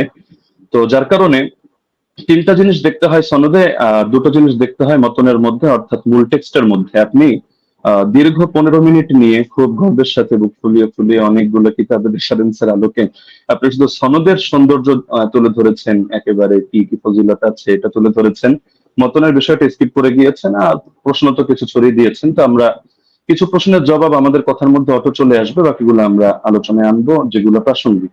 আচ্ছা, এখন আমরা আগে মূল আলোচনায় আসি। একটু বোঝার সুবিধার্থে একটু কথাটা শুরু থেকে টানি। ওমর রাদিয়াল্লাহু তাআলা আনহু থেকে তারাবির রাকাত সংখ্যার বর্ণনাকারী 6 জন রয়েছেন। এর মধ্যে একজন তো সাহেব বিন ইয়াজিদ রাদিয়াল্লাহু তাআলা আনহু, আমরা তার প্রসঙ্গে আসছি। আর এছাড়াও আরো বাকি 5 জন রয়েছেন, যাদের 5 জনের প্রত্যেকেই সংখ্যাটা তারাবির রাকাত সংখ্যা 20 বলে উল্লেখ করেছেন। ইয়াজিদ বিন রুমান তিনি 23 বলেছেন, বেতের সহ মুয়াত্তা মালিকে আছে। আব্দুল আজিজ বিন রুফাই 20 বলেছেন, মুসান্নাফ ইবনে আবি শাইবা আছে। উবাই বিন কাব 20 বলেছেন, মুসনাদে আহমদ বিন মানিতে আছে। ইয়াহইয়া ইবনে সাঈদ 20 বলেছেন, আমরা আগে উল্লেখ করেছি। মুহাম্মদ বিন কাব কুরাজি 20 বলেছেন, কিয়ামুল লাইল মারওয়াজির মধ্যে আছে, ইত্যাদি। এখন বাকি থাকলো শুধু সাহেব বিন ইয়াজিদের কথা। সাহেব বিন ইয়াজিদ থেকে তার 3 জন শাগরেদ এই বিষয়ক হাদিস বর্ণনা করেছেন। একজন হল ইয়াজিদ বিন খুসাইফা, তিনিও 20 বর্ণনা করেছেন, সুনানে কুবরা বাইহাকিতে আছে। দ্বিতীয় হারিস বিন আব্দুর রহমান বিন আবি যুবাব, তিনি 23 বর্ণনা করেছেন, অর্থাৎ বেতের সহ, এটা মুসান্নাফে আব্দুর রাজ্জাকে আছে। আর 3 নম্বর হলো মোহাম্মদ বিন ইউসুফ, যে সূত্রটা টেনে তিনি গর্বের সাথে বলেছেন যে একমাত্র আমরা একটা দলিল দিলাম, বাকি দলিলগুলো আমরা পরে আনবো। বাস্তব কথা হলো ওমর রাদিয়াল্লাহু আনহু 11 আদেশ করেছেন এই মর্মে, অন্য কোনো বিশুদ্ধ দলিল তিনি আদৌ আনতে পারবেন কিনা এটাই চিন্তার বিষয়। তো এখন যে মোহাম্মদ বিন ইউসুফ সূত্রে তিনি আনলেন, সেই মোহাম্মদ বিন ইউসুফ থেকে এই সংক্রান্ত হাদিসটা বর্ণনা করেছেন 5 জন। এখন 5 জনের মধ্যে রেওয়ায়েতে কারোর সাথে কারোর মিল নেই, এক একজন এক একভাবে রেওয়ায়েত করেছেন। এর মধ্যে সবচেয়ে মজার বিষয় হলো তিনি যে সনদটা এনেছেন, এখানে তো ইমাম মালিক রাহমাতুল্লাহ আলাইহি তার সূত্রে বয়ান করেছেন 11 রাকাত। এরকম আরো 2-1টা বর্ণনা আছে, কিন্তু দেখা যাচ্ছে মোহাম্মদ বিন ইসহাক রাহমাতুল্লাহ আলাইহি তিনি বর্ণনা করেছেন এই মোহাম্মদ বিন ইউসুফ থেকে 13 রাকাতের কথা, যেটা মুসনাদে আহমদ বিন মানিতে আছে। এছাড়া দাউদ বিন কায়েস রাহমাতুল্লাহ আলাইহি তিনি এবং আরো অনেকে 21 রাকাতের কথা বর্ণনা করেছেন, যেটা মুসান্নাফে আব্দুর রাজ্জাকে বিশুদ্ধ সনদে আছে। যদি এটা সনদ নিয়ে চ্যালেঞ্জ করেন আমরা তাহলে সনদের আলোচনায় আসবো। তো দেখা যাচ্ছে মতনের মধ্যে মিল নেই, মতনের মধ্যে এখানে সমস্যা বিদ্যমান। সব শাগরেদরা বলছে একভাবে, কিন্তু মোহাম্মদ বিন ইউসুফ থেকে এসে দেখা যাচ্ছে যে এখানে সনদের মধ্যে যদিও যারা বয়ান করেছেন সনদের বিশুদ্ধতা আছে, এটা নিয়ে আমি আপত্তি করছি না, কিন্তু হাদিস সহিহ হওয়ার জন্য যদি 5টা শর্ত, শুধু সনদ ঠিক থাকলেই হবে না। এমন বহুত হাদিস আছে সনদ সুন্দর, কিন্তু তার ইসের মধ্যে মতনের মধ্যে সমস্যা আছে। তো এখানে মতনের মধ্যে যে ঝামেলাটা হয়েছে এটাকে ইস্তেরাব বলে। ইস্তেরাব মানে হলো যে কোথায় 21 রাকাতের কথা আর কোথায় হলো 11 রাকাতের কথা, আবার কোথায় 13 রাকাতের কথা। যদিও 13 নিয়ে একটা ব্যাখ্যা ওনারা দাঁড় করানোর চেষ্টা করেন ধারণা প্রসূত ভাবে, তো সেটা আপাতত বাদই দিলাম। তো 21 রাকাত আর 11 রাকাত সম্পূর্ণ ভিন্ন কথা, কিন্তু মূল বর্ণনাকারী একজন। তো এখন হাদিসের মধ্যে যদি ইস্তেরাব পয়দা হয় তাহলে হাদিসটা দুর্বল হয়ে যায়। এটা তাদরিবুর রাওয়ি বিশরহ তাকরিবুন নওয়াবী পৃষ্ঠা 133 এর মধ্যে স্পষ্টভাবে লেখা আছে, আল ইস্তেরাব ইউজিবু বাফাল হাদিস। তাহলে স্পষ্ট এটা যে এখানে বর্ণনাকারী যারা রয়েছেন তারা যদিও সহিহ মানের, কিন্তু মতনের মধ্যে মুস্তারিব ইস্তেরাব থাকার কারণে হাদিসটা গর্বের সাথে যদিও সহিহ বলার চেষ্টা করছেন, কিন্তু হাদিসটা মতনগত কারণে এটা সহিহ না, বরং এটা যায়িফ হাদিস। এটা হেলাউ সুনানের মধ্যে 7ম খন্ড 145 146 স্পষ্টভাবে লম্বা চওড়া আলাপ আছে। শেখ জাফর আহমদ উসমানী রাহমাতুল্লাহ আলাইহি লিখেছেন, হাদা আসারুন মুস্তারিবুল মাতনি উখতুলিফা ফীহি আলা মুহাম্মদ ইবনে ইউসুফ। বলতে বলতে তিনি গিয়ে শেষে জানাচ্ছেন, ওয়া হাদা ইখতিলাফুন ইউসকিতুল ইহতিজাজ বিল আসার। এই জাতীয় ইস্তেরাব থাকলে এটা আসর দিয়ে আর দলিল দেওয়া যায় না, এটা দলিল অযোগ্য হয়ে যায়। তো এখানে ভুলটা কে করেছেন? ভুলটা মূলত ইমাম মালিকও করেননি, ইয়াহইয়া ইবনে সাঈদ ফাত্তানও করেননি। ভুলটা হয়েছে এখানে অসঙ্গতিটা প্রকাশ পেয়েছে মোহাম্মদ বিন ইউসুফ থেকে। যদিও তিনি উচ্চ পর্যায়ের রাবী, কোনো সন্দেহ নেই, কিন্তু এক এক সময় তিনি এক এক ভাবে বয়ান করেছেন। তো যার কারণে জিনিসটা এটা দুর্বলে প্রমাণিত হয়ে গিয়েছে। আচ্ছা, দ্বিতীয় পয়েন্ট হলো যে হাদিসের বর্ণনাকারী যারা, তাদের আমলই তো এর খেলাফ। ইমাম মালিক রাহমাতুল্লাহ আলাইহি আমল দেখা যাচ্ছে যে তিনি 8 রাকাতের পক্ষে না। সাহেব বিন ইয়াজিদ তার আমলও এর খেলাফ। একইভাবে যাকে আদেশ করেছেন বলে তিনি উল্লেখ করলেন যে দুজনের নামের মধ্যে উবাই বিন কাব রয়েছে, উবাই বিন কাবের ব্যাপারেও আছে যে না, তার আমলও এর খেলাফ। ইমাম মালিক রাহমাতুল্লাহ আলাইহি প্রসঙ্গে লম্বচড় আলোচনা করা যাবে তার মাযহাবের সরাসরি তার শাগরেদদের রেফারেন্স দিয়ে। এবং এর বাইরে যে মতগুলো প্রচারিত আছে, মূলত আমি সহজে বলে দিই যে তার থেকে 2টা মত আছে, এক হলো 20 রাকাতের কথা, এক হলো 36 রাকাতের কথা। 20 রাকাতের কথা ইমাম ইবনে আব্দুল বার রাহমাতুল্লাহ আলাইহি নকল করেছেন, এবং তার মাযহাবের কোনো কিতাব যেমন দুসুকের মধ্যে, আনোয়ারের সাতিহার মধ্যে এটা আছে। বাকি 36 রাকাতের কথাটাই তার থেকে সবচেয়ে বেশি প্রসিদ্ধ এবং মুতাবার। তাহলে দেখা যাচ্ছে যে তার আমলের ব্যতিক্রম।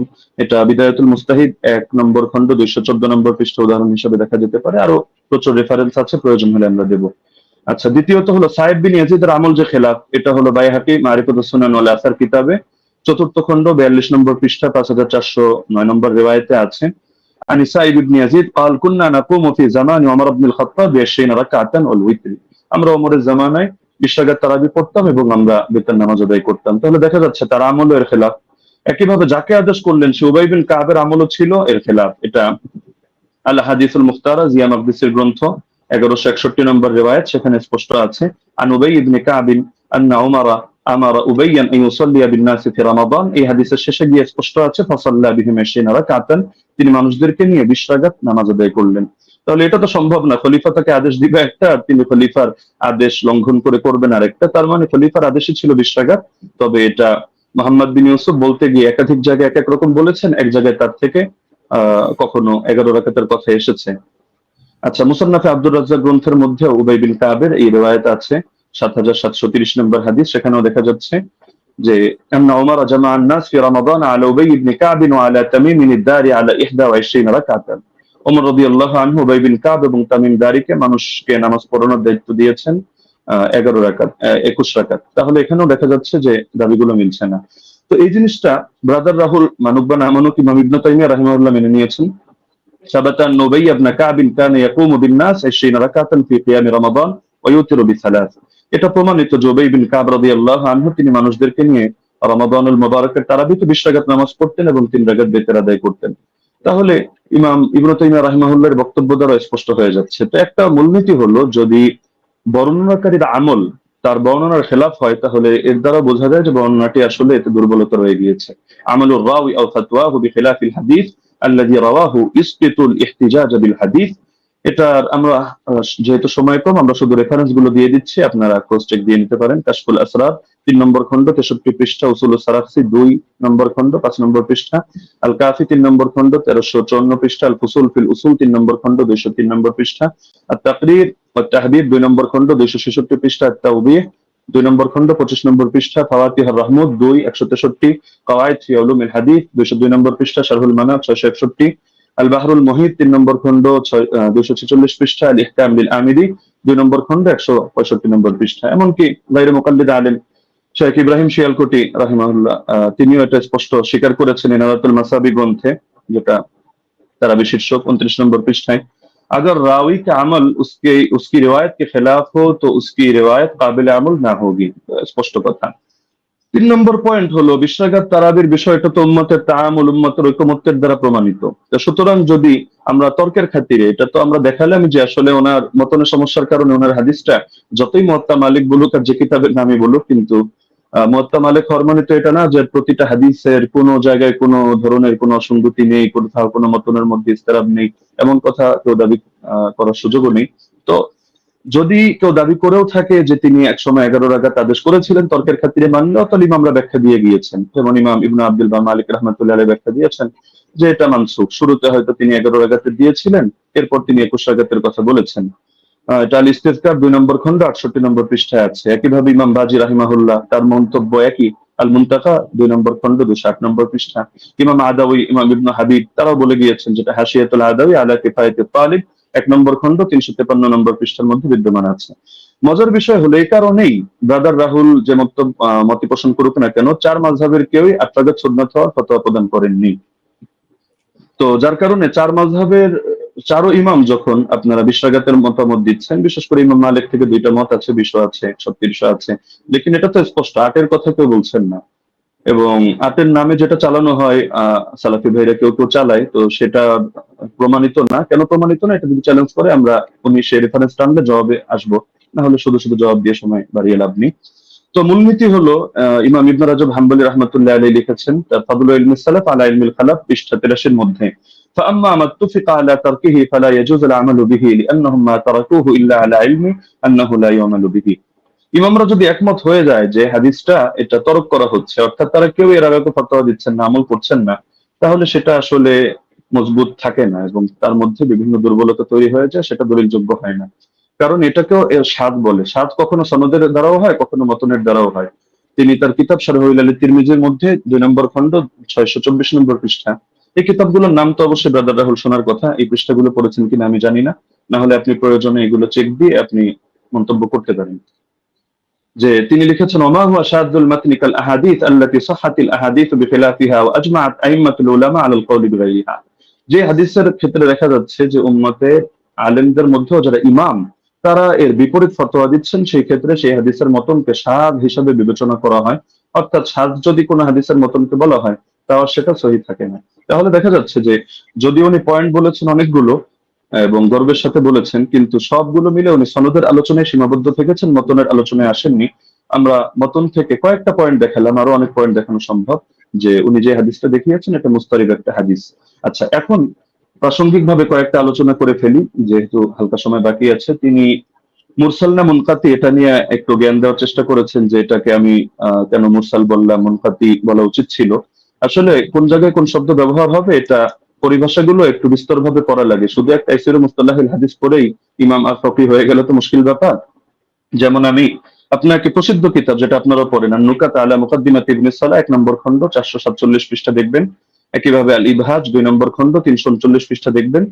এবং শরহে মুসলিমের মধ্যে নববীও বলেছেন, যে আম্মাল মুরসাল فهو عند الفقهاء والأصوليين والخطيب البغدادي وجماعة من المحدثين من قطع إسناده على أي وجه كان انقطاعه فهو عندهم بمعنى المنقطع। ফকিহদের দৃষ্টিতে, উসুলিয়িনদের দৃষ্টিতে, খতিবে বাগদাদের দৃষ্টিতে এবং একদল মুহাদ্দিসদের দৃষ্টিতে মুরসালের সংজ্ঞা হলো যে সনদের মধ্যে যেভাবেই বিচ্ছিন্নতা হোক না কেন, ইনকাতা যেভাবেই হোক না কেন, এটা মাঝেই হোক আর শেষেই হোক, রাসূলের আগেই হোক আর সাহাবীর আগেই হোক, বাস সেটাকেই তারা মুনকাতি হিসেবে বলে থাকেন। তো এটা একটা তাদের ইসতিলাহগত বিষয়। তো সুতরাং এই জিনিসটা মানে মুরসাল বলা উচিত ছিল না, মুনকাতি বলা দরকার ছিল, বিষয়টা এমন না।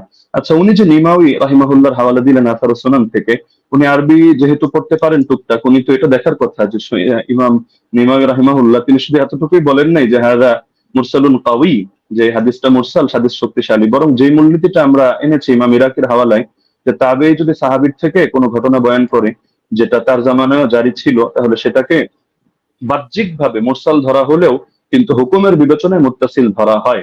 আমরা তো আলোচনা করছি শাস্ত্রীয় মূলনীতির আলোকে হুকুম প্রসঙ্গে। তো এই মূলনীতিটা আপনি যে কিতাবের হাওয়ালা দিলেন এবং মজার বিষয় যে স্ক্রিনশট দিলেন, আপনি এটাই যদি ভালো করে দেখেন টিকার মধ্যে খুঁজে পাবেন। তো দেখা যাচ্ছে আপনি একাংশ পরে তাড়াহুড়ো করে রেফারেন্স দিয়ে দিলেন, কিন্তু এটা আপনার নজরের বাইরে চলে গেল, যার কারণে নিমাউইকে আমার বিরুদ্ধে দাঁড় করিয়ে দিলেন। দ্বিতীয়ত দলিল সহ নামাজের মাসাইল কিতাবটাকে আমার বিরুদ্ধে দাঁড় করালেন। তবে মজার বিষয় হলো আপনি এই জিনিসটা খেয়াল করলেন না যে আমি বারবার বলছি যে বাহ্যিকভাবে দেখতে মুনকাতি, সূত্র বিচ্ছিন্ন, তবে আমরা হুকুম নিয়ে আলোচনা করছি, যে হুকুমের বিবেচনায় যেমন মারফুয়ে হুকমি, তো এই শব্দ আপনার শোনার কথা, যে অনেক হাদিস এটা মারফু না, মানে আল্লাহ রসুলের দিকে নিসবত করে সাহাবী বলেন নাই, কিন্তু সাহাবী বলেছেন স্বাভাবিক তার উক্তি হিসাবে। কিন্তু আমরা যখন বিবেচনা করছি আমরা বলছি মারফুয়ে হুকমি, মানে দেখতে যদিও এটা মাওকুফ হাদিস, সাহাবীর বর্ণনা, সাহাবীর উক্তি, কিন্তু হুকুমের বিবেচনায় এটা হলো মারফু, অর্থাৎ আমরা এটাকে মারফু হিসাবে বিবেচনা করব। এখন যদি আপনি এক কিতাব খুলে দেখেন, দেখো সে তো মাওকুফ বলেছে, অথবা আপনি এখন তাহলে মারফু বলছেন কিভাবে, তাহলে বলতে হবে ভাই বিবেচনাবোধের পার্থক্য তো আপনাকে বুঝতে হবে। একটা জাহেরি এতেবার, একটা হাকিকি এতেবার। জাহেরি বিবেচনায় হাদিসটাকে আপনার মুনকাতি মনে হতে পারে, কিন্তু আপনি শাস্ত্রের কথায় যখন আসবেন, শিরোনামে যেহেতু শাস্ত্রীয় আলোচনা, তো আপনি শাস্ত্র দিয়ে দেখতে হলে আপনি শাস্ত্রের মূলনীতির আলোকিত বিবেচনা করতে হবে, না হলে মূলনীতিকে চ্যালেঞ্জ করেন।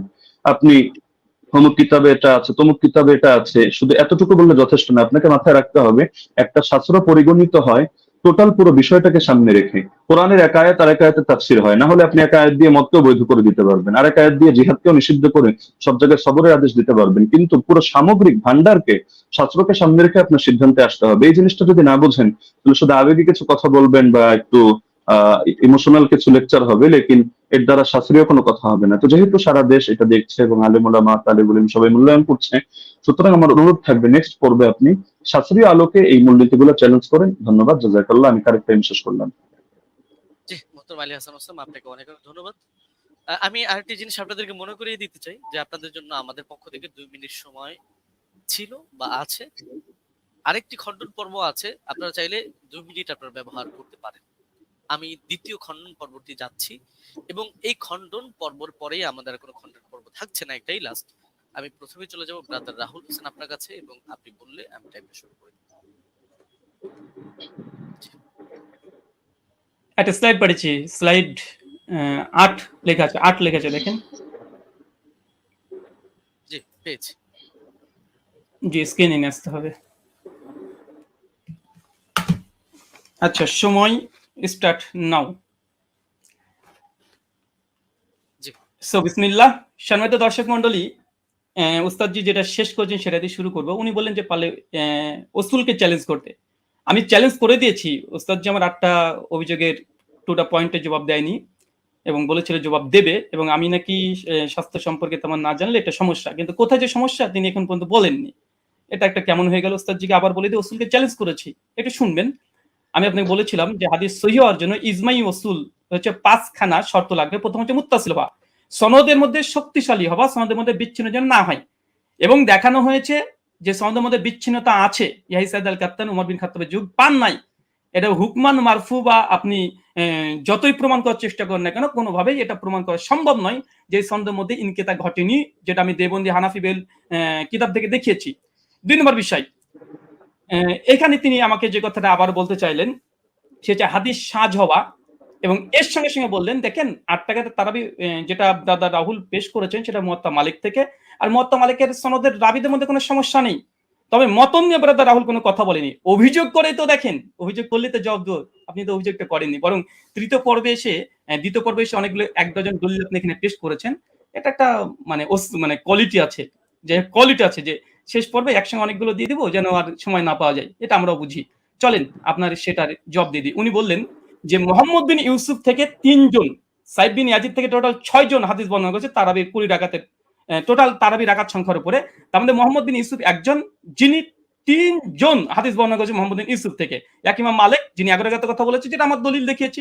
উনি বলেন মোহাম্মদ বিন ইবনে ইসহাক উনি 13 রাকাত, আর দাউদ বিন কায়েস তিনি 21 রাকাত। অতএব এখানে ইজতিরাব ঘটেছে। বাহ, চমৎকার। উস্তাদজিকে বলবো আরেকটু পড়াশোনা করতে হবে। শুধু মোহাম্মদ বিন ইউসুফ থেকে মাত্র 3 জন নয়, টোটাল ব্যবহার করেছে 8 জন হাদিস। আপনার সামনে স্ক্রিন দেখতে পাচ্ছেন।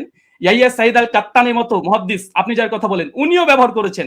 উনি মোহাম্মদ বিন ইউসুফ থেকে 11 রাকাতের কথা আদেশ করেছেন, যেটা মুসনাদ ইবনে আবি শাইবাতে রিয়াত স্পষ্ট সেই সনদে প্রমাণ আছে। যদি সম্ভব হয় একটা কিলো কাল করে দেখাবেন, আমি স্ক্রিন নিয়ে আসছি। 2 ইমাম মালিক তো দেখলেন একটু আগে, ইসমাইল বিন জাফর তিনিও বর্ণনা করেছেন 4, ওসমান ইবনে যায়েদ আল লাইসি তিনিও বর্ণনা করেছেন 11 রাকাত, ইসমাইল বিন উমাইয়া তিনিও 11 রাকাত, আব্দুল আজিজ বিন মুহাম্মদ তিনিও 11 রাকাত। টোটাল মোহাম্মদ বিন ইউসুফের 8 জন শাগরেদ। পয়েন্ট টু বি নোটেড, ভালোভাবে দেখেন, গেম ঘুরে যাবে এখান থেকে। মোহাম্মদ বিন ইউসুফের টোটাল 8 জন শাগরেদ তারাবির রাকাত বর্ণনা করেছে। তার মধ্যে 5 জন বাবার বর্ণনা করছে 11 রাকাত। শুধুমাত্র মোহাম্মদ বিন ইউসুফ আর দাউদ বিন কায়েস তারা বলছে কেউ 13 রাকাত, কেউ হচ্ছে 21 রাকাত। চলেন জবাব দেখেন। মোহাম্মদ বিন ইসহাক তিনি কি বলছেন? 21 রাকাত নাকি বর্ণনা করেছে। মোহাম্মদ বিন ইসহাক কে? হানাফিদের বই তাজালিয়াতে শাবদা দেওবন্দি মুনাজিরের নাকি ইসলাম তাজালিয়াত শাবদার 5ম খণ্ডের 311 পৃষ্ঠায় পরিষ্কার বলছে মোহাম্মদ বিন ইসহাক ইমাম মালিক তাকে দাজ্জাল বলেছে, কাযযাব বলেছে, মিথ্যুক বলেছে। হানাফিদের নিকটে মোহাম্মদ বিন ইসহাক তিনি কাযযাব, মিথ্যুক, মানে তাদের উসুল দিয়ে হাদিস জাল পর্যন্ত বলা যায়। কেন সনদের মধ্যে এই মোহাম্মদ বিন ইসহাক যিনি আছেন ইনি কাযযাব, যিনি 21 টাকা বর্ণনা করেছে মোহাম্মদ বিন ইউসুফ থেকে। তাই মোহাম্মদ বিন ইউসুফের 5 জন শাগরেদ বলছে 11 রাকাত, আর একজন কাযযাব রাবি দেওবন্দীদের দাবি অনুযায়ী তিনি বলছেন যে না 13 রাকাত। অতএব এই হাদিস সহিহ নয়, এটা হানাফিদের উসুল্লাহ প্রমাণিত। চলেন এটা যদি সন্তুষ্ট না হয়, দলিল সহ নামাজের মাসাইল 144 নম্বর পৃষ্ঠাতে মাওলানা আব্দুল মতিন সাহেব তিনিও এখানে এই 21 টাকাতে বর্ণনাকারী যিনি আছেন তার নাম মোহাম্মদ ইবনে ইসহাককে জয়ীফ এবং দুর্বল বলছে। স্ক্রিন আপনার সামনে লক্ষ্য করেন। 3 নাম্বার, জাস্টিস তাকি উসমানী একটা উসুল দিয়েছে, আলহামদুলিল্লাহ উসুল দিয়েছে। উসুলকে চ্যালেঞ্জ করেন, তাকি উসমানী রসুলকে চ্যালেঞ্জ করেন। কি বলছে দেখেন, দারসে তিনি 2 খণ্ডে 93 পৃষ্ঠা তিনি বলছেন মোহাম্মদ ইবনে ইসহাক রাহিমাহুল্লাহ মাকহুলের ছাত্র, তার সম্পর্কে পেছনে বলা হয়েছে যে তার একক বর্ণনা সন্দেহযুক্ত। তার মানে মোহাম্মদ বিন ইউসুফ যদি একাকী কোনো রিয়াত বর্ণনা করে সেটা সন্দেহযুক্ত। আর তাজালিয়াতে শাবদারে বলছে মোহাম্মদ বিন ইসহাক হচ্ছে কাযযাব, যিনি 21 টাকাতে বর্ণনা করেছে। তাই ইমাম মালিক যে 11 রাকাতে বর্ণনা করেছে এটাই সহিহ, বরং মোহাম্মদ বিন ইসহাকের 13 রাকাতে বর্ণনা এটাই জয়ীফ।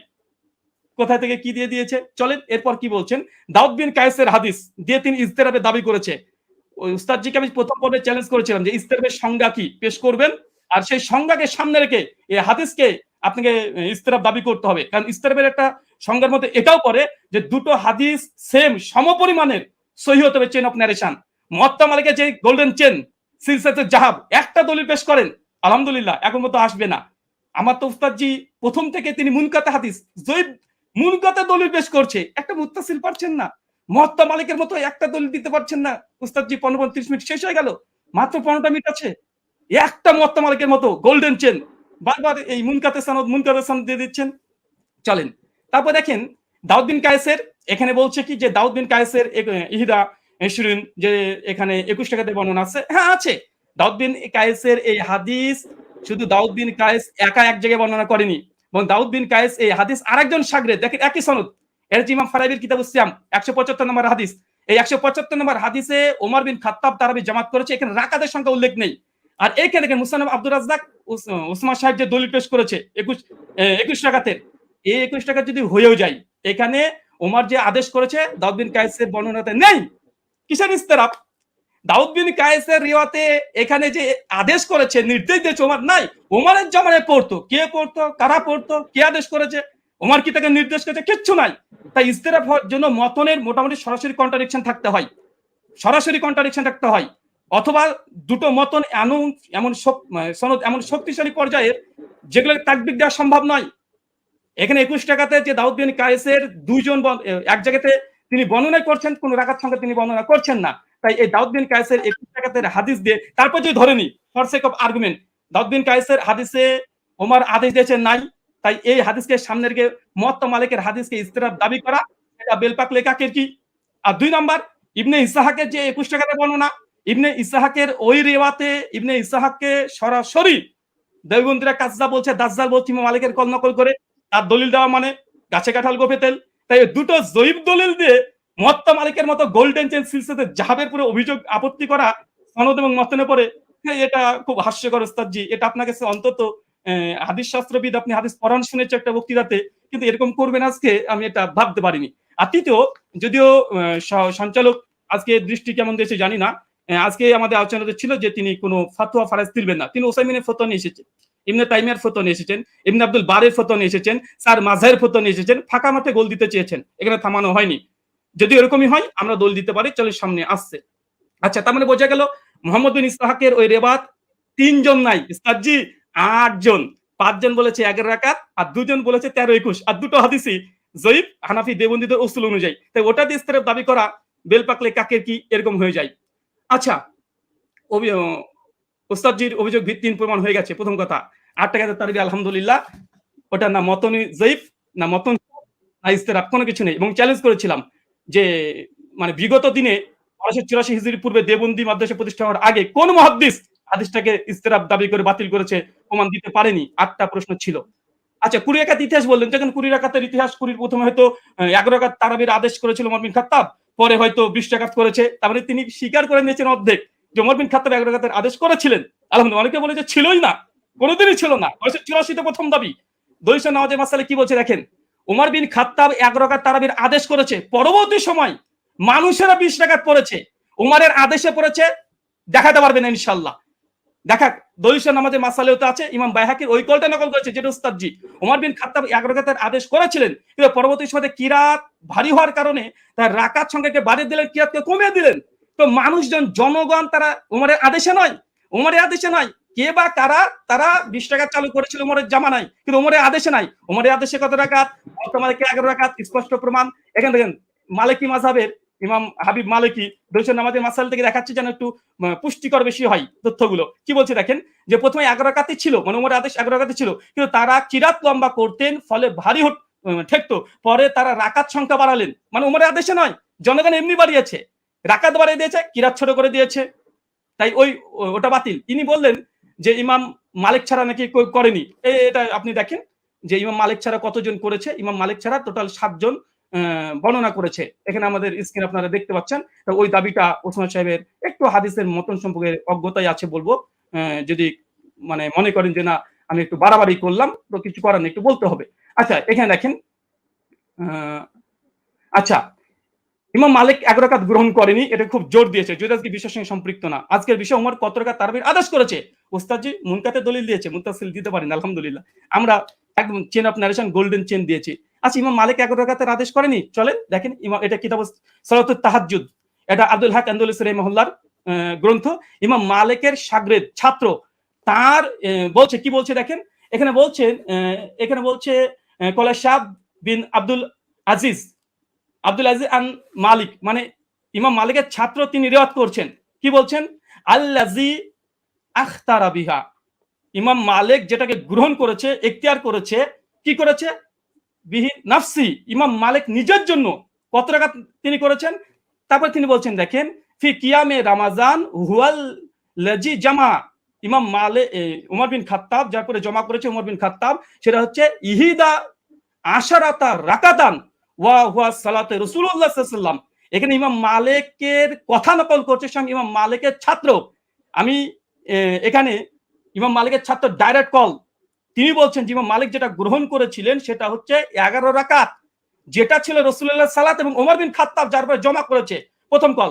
দ্বিতীয় দেখুন এখানে হচ্ছে ইবনে কাসিমের একটা কলমে নকল করে গেছি, ইবনে কাসিম তিনি মালিক থেকে বর্ণনা করছে যে ওমরের জামানায় 36 রাকাত পড়া হতো, 36 রাকাত পড়া হতো, কিন্তু ইমাম মালিক কত গ্রহণ করেছে দেখেন, শেষে লাল দিয়ে দাগানো আছে। তারপরে হচ্ছে আক্তারা ওয়া নাফসি, ইমাম মালিক নিজের জন্য যেটা নির্ধারণ করেছে ইহিদা আশারাত রাকাতান, কিন্তু ইমাম মালিক নিজের জন্য 11 রাকাত, মানে ইমাম মালিকের সময় মানুষ 36 রাকাত পড়ছে, কিন্তু ইমাম মালিককে যখন সরকার যখন চিঠি পাঠায়, এই ঘটনা বর্ণনা আছে অনেক জায়গাতেই, তারপরে তাকে যখন বললো যে নামাজের সঙ্গে কি কমিয়ে দেবো, সেই সময় মালিক বলছে তারা পড়তে থাক, কিন্তু আমি নিজের জন্য ফি নাফসি, আমার জন্য ইহিদা আশারাত রাকাতান, আমি 11 রাকাতকে আমি নিজের জন্য গ্রহণ করলাম, মানুষ কি পড়ছে দেখার দরকার নেই, ইমাম মালিককে কথা মেনে নিন।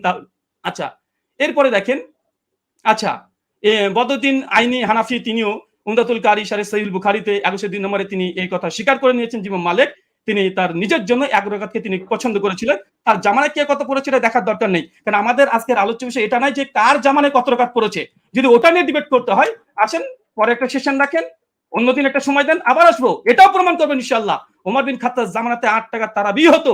আজকের আলোচ্য বিষয় ওসমান সাহেব ভুলে গেলে হবে না, ওমর বিন খাত্তাব কত রাকাত তারাবির আদেশ করেছেন, ওমরের জামানায় কে বা কারা কত পড়তো, কোন ইমাম কত রাকাতের ফতোয়া দিয়েছে, কে কি বলেছে, এটা নয়, হাদিস শাস্ত্রের আলোকে ওমর বিন খাত্তাব কত রাকাত আদেশ করেছে। মুওয়াত্তা মালিকের স্পষ্ট হাদিস 11 রাকাত, আপনি ইস্তেরাবের দাবি করেছিলেন, দুমড়ে মুচড়ে গেছে আলহামদুলিল্লাহ, বরং আপনি যে দলিল দিয়েছেন সবগুলো মুনকাতে হাদিসে পেশ করেছেন, এবং আপনাকে যে চ্যালেঞ্জগুলো করা হয়েছিল, আপনাকে যে চ্যালেঞ্জগুলো করেছিলাম সেই চ্যালেঞ্জের জবাব এখন পর্যন্ত আসেনি, যে ইয়াহিয়া সাইলাল কাত্তানের যে বর্ণনা পেশ করেছেন কাকে আদেশ করেছে হাদিস উল্লেখ নাই। মুওয়াত্তা মালিকের হাদিস দেখেন, দুটো হাদিসকে সম্মানিত দর্শক মণ্ডলী মাইন্ড খুলে রাখেন, ফ্রেশ রাখেন, এক গ্লাস পানি খান, তারপর আলোচনা শোনেন। উনি উমারের 20 টাকা তারাবির আদেশ যে দলিল দিয়েছে মুনকাতে সনদ বিচ্ছিন্নতা আছে, কাকে উমার আদেশ দিয়েছে সে কথা হাদিসের মধ্যে উল্লেখ নেই। আচ্ছা, আর উমর বিন খাত্তাব মুওয়াত্তা মালিকের সবকিছু মজুদ আছে আলহামদুলিল্লাহ, তারপরেও দেখেন কোন হাদিসটা বেশি মজবুত এবং কোনটা শক্তিশালী, কোনটা, চলেন। আচ্ছা, উনি বলছেন অধিকাংশ ওলামারা তো ইমাম তিরমিজি নকল করলেন যে অধিকাংশ আহলে ইলম তারা কত রাকাত পড়েছে, তারা 20 রাকাতের কথা বলেছে। দেখেন ইমাম তাবারি কথা নিয়ে নেন, তাহলে ইমাম তিরমিজির পাল্টা জবাব তাবারি কল দিয়ে তিনি কি বলছেন, তিনি পরিষ্কার বলছে, ইমাম তাবারি কথা আছে কাসরি মিনান আহলিল ইলম, অধিকাংশ ওলামারা আহলে ইলমরা, মূর্খরা নয়, আহলে ইলমরা কি করেছে, ইহিদা আশরাতা রাকা, তারা 11 রাকাতকে পছন্দ করেছে, 11 রাকাতকে, এটা ইমাম কুরতুবীর কল মজুদ আছে। তো এরকম ফতোয়া যদি দিতে চাই এবং আপনিও দিবেন আমিও দিব, আজকের টপিক এটা নয় যে কোন হুজুরে কত ফতোয়া দিয়েছে, জনগণ কত পড়তো, লোকজন কত পড়তো, আজকের আলোচ্য উমর কত রাকাতের আদেশ করেছে। চলেন, এখানে তিনি কয়েকটা দলিল এখানে 20 টাকাতে আবার দেওয়ার চেষ্টা করেছে, আমরা সেখানে দেখাবো, বরং আমি বলবো আচ্ছা 20 টাকাতে তিনি হাদিস আরো তিনি ঝরঝর করে 6খানা হাদিস দিয়ে ফেলেছেন, আমাদের 4টেই মুরসাল। আমি সনদ দেখেন, পুরো হানাফিকে স্ক্রিনের মধ্যে রেখে দিয়েছি আপনি এই মুহূর্তে। সাইদ বিন ইয়াজিদ থেকে আবু জুয়াবের হাদিস যায়িফ, চলেন এক ঝলক দেখে দেবো শুধু, কারণ এখানে আসলামি আছে, ইব্রাহিম বিন মুহাম্মদ বিন আবি ইয়াহিয়া আসলামি, তিনি পঞ্চম স্তরের মুদাল্লিস রাবি, এবং জেব বলেছে এ রাবিকে স্বয়ং ইয়াহ্যা ইবনে মাইন হানাফি বলে দাবি করা হয়, তিনি স্বয়ং তাকে কাযযাব বলেছেন, লাইসা বিসিকাতিন, তিনি সিকা নয়, কাযযাব, তিনি মিথ্যুক রাবি দলিল দিয়েছে, মুস্তাজি হতাশ হয়েছি আলী সাল্লাল্লাহু সাহেব। 2 নাম্বার আবুল আলিয়ার যে বর্ণনা পেশ করেছে, আবুল আলিয়ার বর্ণনা আবু জাফর রাজি জেব রাবি কে বলেছে, দেখেন এখানে নাজমুর রায়াত হাফিজ জাইলি কি বলছে, আবু জাফর মুতাকাল্লিম ফি, তিনি বিতর্কিত রাবি, কলা আলী ইবনুল মাদিনী, তিনি অনেক মানে ইস্তেরাব করতেন, কলা আহমেদ লাইসাবি কয়িন, ইমাম আহমেদ বিন হাম্বল বলছে এই আবু জাফর রাজি ইনি হচ্ছেন শক্তিশালী নয়, বলে আবু জুরা রাজি ইয়াহুন কাসিরা অধিকাংশ ভুল করতেন, হাফেজ জাইলাই হানাফি তিনি বলছেন আবুল আলিয়ার হাদিসের যে রাবি আবু জাফর ইনি জয়ীফ রাবি মুতাকাল্লিম ফি, বিতর্কিত রাবি দলিল দিচ্ছেন মুয়াত্তা মালিকের সামনে। অবাক অবাক। দেখেন ইমাম আহমেদ বলছেন মুস্তারিবুল হাদিস আবু জাফর রাজিকে পঞ্চম। আচ্ছা, এবং তিনি ইয়াজিদ বিন রোমানের হাদিসটাকে তিনি আবার পেশ করলেন মতন পরপর তিনটা হাদিসকে ইরসাল বলছে। এক পৃষ্ঠাতে হানাফিদের তিনটা হাদিস জয়ীফ, আর এটা আসর সুনানে স্পষ্ট এখানে লিখে দেওয়া হয়েছে। আচ্ছা, এখানে চতুর্থ বিষয় দেখেন, উনি বারবার ইয়াহিয়া সাইদ আনসারী হাদিসটাকে উনি বলছেন যে এটা যদিও মুরসাল উমরের জামানায় পায়নি। আমি এখানে 2 মিনিট নেব, যেটা পাওয়ার কথা। জি অবশ্যই, আপনি 2 মিনিট নেবেন। জি আচ্ছা, উস্তাদ জি শুনেন এবং শ্রোতা মণ্ডলী শুনেন, উনি যে দলিলটাকে মজবুত দলিল বানিয়েছেন যে ইয়াই বিন সাইদ আল আনসারীর এই হাদিস। দেখেন ইমাম হাজম রাহিমাহুল্লাহ তিনি বলছেন যে ইয়াই সাইদ আল আনসারী তিনি মৃত্যুবরণ করেছে ওমর বিন খাত্তাবের 25 বছর পরে। উস্তাদ জি কি দিয়ে মানুষকে মানে এইভাবে যদি রিজাল্ট শাস্ত্র নিয়ে যদি আলোচনা করতে আসেন, মানুষ তো হতাশ হয়ে বাড়িতে ফিরবে। যে এমন একজন হাদিস বর্ণনা করলেন যে ওমর বিন খাত্তাবের জামানায় পেল না, এখন তো এটা প্রমাণই করতে পারলেন না, সনদ থেকে মুত্তাসিল এখন পর্যন্ত প্রমাণ করতে পারলেন না। এটা আপনার জন্য আমি এবং উনি বলেন যে ওসুলকে নাকি চ্যালেঞ্জ করিনি, ওসুলকে চ্যালেঞ্জ করেছি। 2-4টে মুস্তালাহুল হাদিস মানে এই গোটা আলোচনার সারমর্ম এটাই হয়ে যাচ্ছে যে এখন মুরসাল হাদিস দলিল কি দলিল না, মুরসাল হাদিস দলিল কি দলিল না। আরে যদি তর্কের খাতে ধরে নি মুরসাল হাদিস দলিল, মুয়াত্তা মালিকের মতো গোল্ডেন চেনের সঙ্গে টেক্কা দিতে পারে? ধরেও নি ফর সেক অফ আর্গুমেন্ট, কোথায় কি আর কোথায় কি, যে ধরেও নি। তারপরে দেখেন এখানে আরেকটা উনি বললেন যে ওমরের জামানাতে পড়ার কথা। যদি ওমরের জামানার কথা হয় আমরা তো দলিল দিয়ে দিতে পারবো যে ওমরের জামানাতে সাহাবীরা ইয়াহিয়া সাইদ আল কাত্তানির মতো সাহাবীরা তিনিও 11 রাকাত তারাবি পড়েছেন। এই মর্মে অনেকগুলো দলিল আমরা দেখিয়ে দিতে পারবো। আমি এক ঝলক শুধু দেখে দেবো, তিনি যেহেতু অনেক সাহাবীদের কথাও তিনি দলিল হিসেবে নিয়ে এসেছেন যে তারা কোন কোন জামানায় তারা পড়তো। আচ্ছা চলেন, আচ্ছা এখানে ইয়াহিয়া সাইদ আল আনসারীর যে রিওয়ায়াত নিয়ে এসেছে দেখেন, আমি এখানে 4 জন এখানে রেখে দিচ্ছি, এখানে 4 জনের নাম দেখেন। আচ্ছা, ইয়াহিয়া সাইদ আল আনসারী রাহিমাহুল্লাহ তিনিও বলছেন যে ওমরের জামানায় আমরা 20 টাকা তারাবি পড়তাম। ও ইয়াহিয়া সাইদ আল কাত্তান উনি যে দলিল দিয়েছে, আমি আরেকটা দলিল দিলাম খনন করার জন্য। উনি ইয়াহিয়া সাইদ আল কাত্তান যে দলিল যে এখানেও এর হচ্ছে মুসনাদ ইবনে আবি শাইবা 7671 নম্বর হাদিস, তিনিও বলছেন যে ইহিদা আশরাতা রাকা ওমরের জামানায় আমরা 11 রাকাত পড়তাম আলহামদুলিল্লাহ। আরেকটা দেখেন আব্দুল আজিজ ইবনে মুহাম্মদ তিনিও বলছেন যে ওমরের জামানায় আমরা 11 রাকাত পড়তাম। শেষ হয়েছে, 2 মিনিট। শুকরিয়া, জাযাকাল্লাহ খাইরান। অনেক অনেক ধন্যবাদ আপনাকে। আমি একটু দুঃখ প্রকাশ করে নিচ্ছি যে 2 আলোচকই আপনারা মাঝখানে কিছু আমার কাছে মনে হয়েছিল যে আপনাদের আলোচনাটা প্রাসঙ্গিক, যার কারণে ফতোয়া বিষয়টা নিয়ে আলী হাসান ওসামা আলোচনা করেছেন।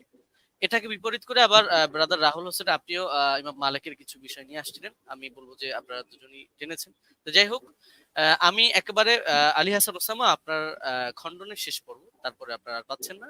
তবে হ্যাঁ, এখানে আমরা আশা করবো বা রিকোয়েস্ট থাকবে যে প্রসঙ্গিকের মধ্যে আমরা কথা বলবো। জি শোনা যাচ্ছে আমাকে? জি আপনাকে শোনা যাচ্ছে, আপনি বললে আমি টাইমটা স্টার্ট করে দেব। হ্যাঁ শুরু করেন।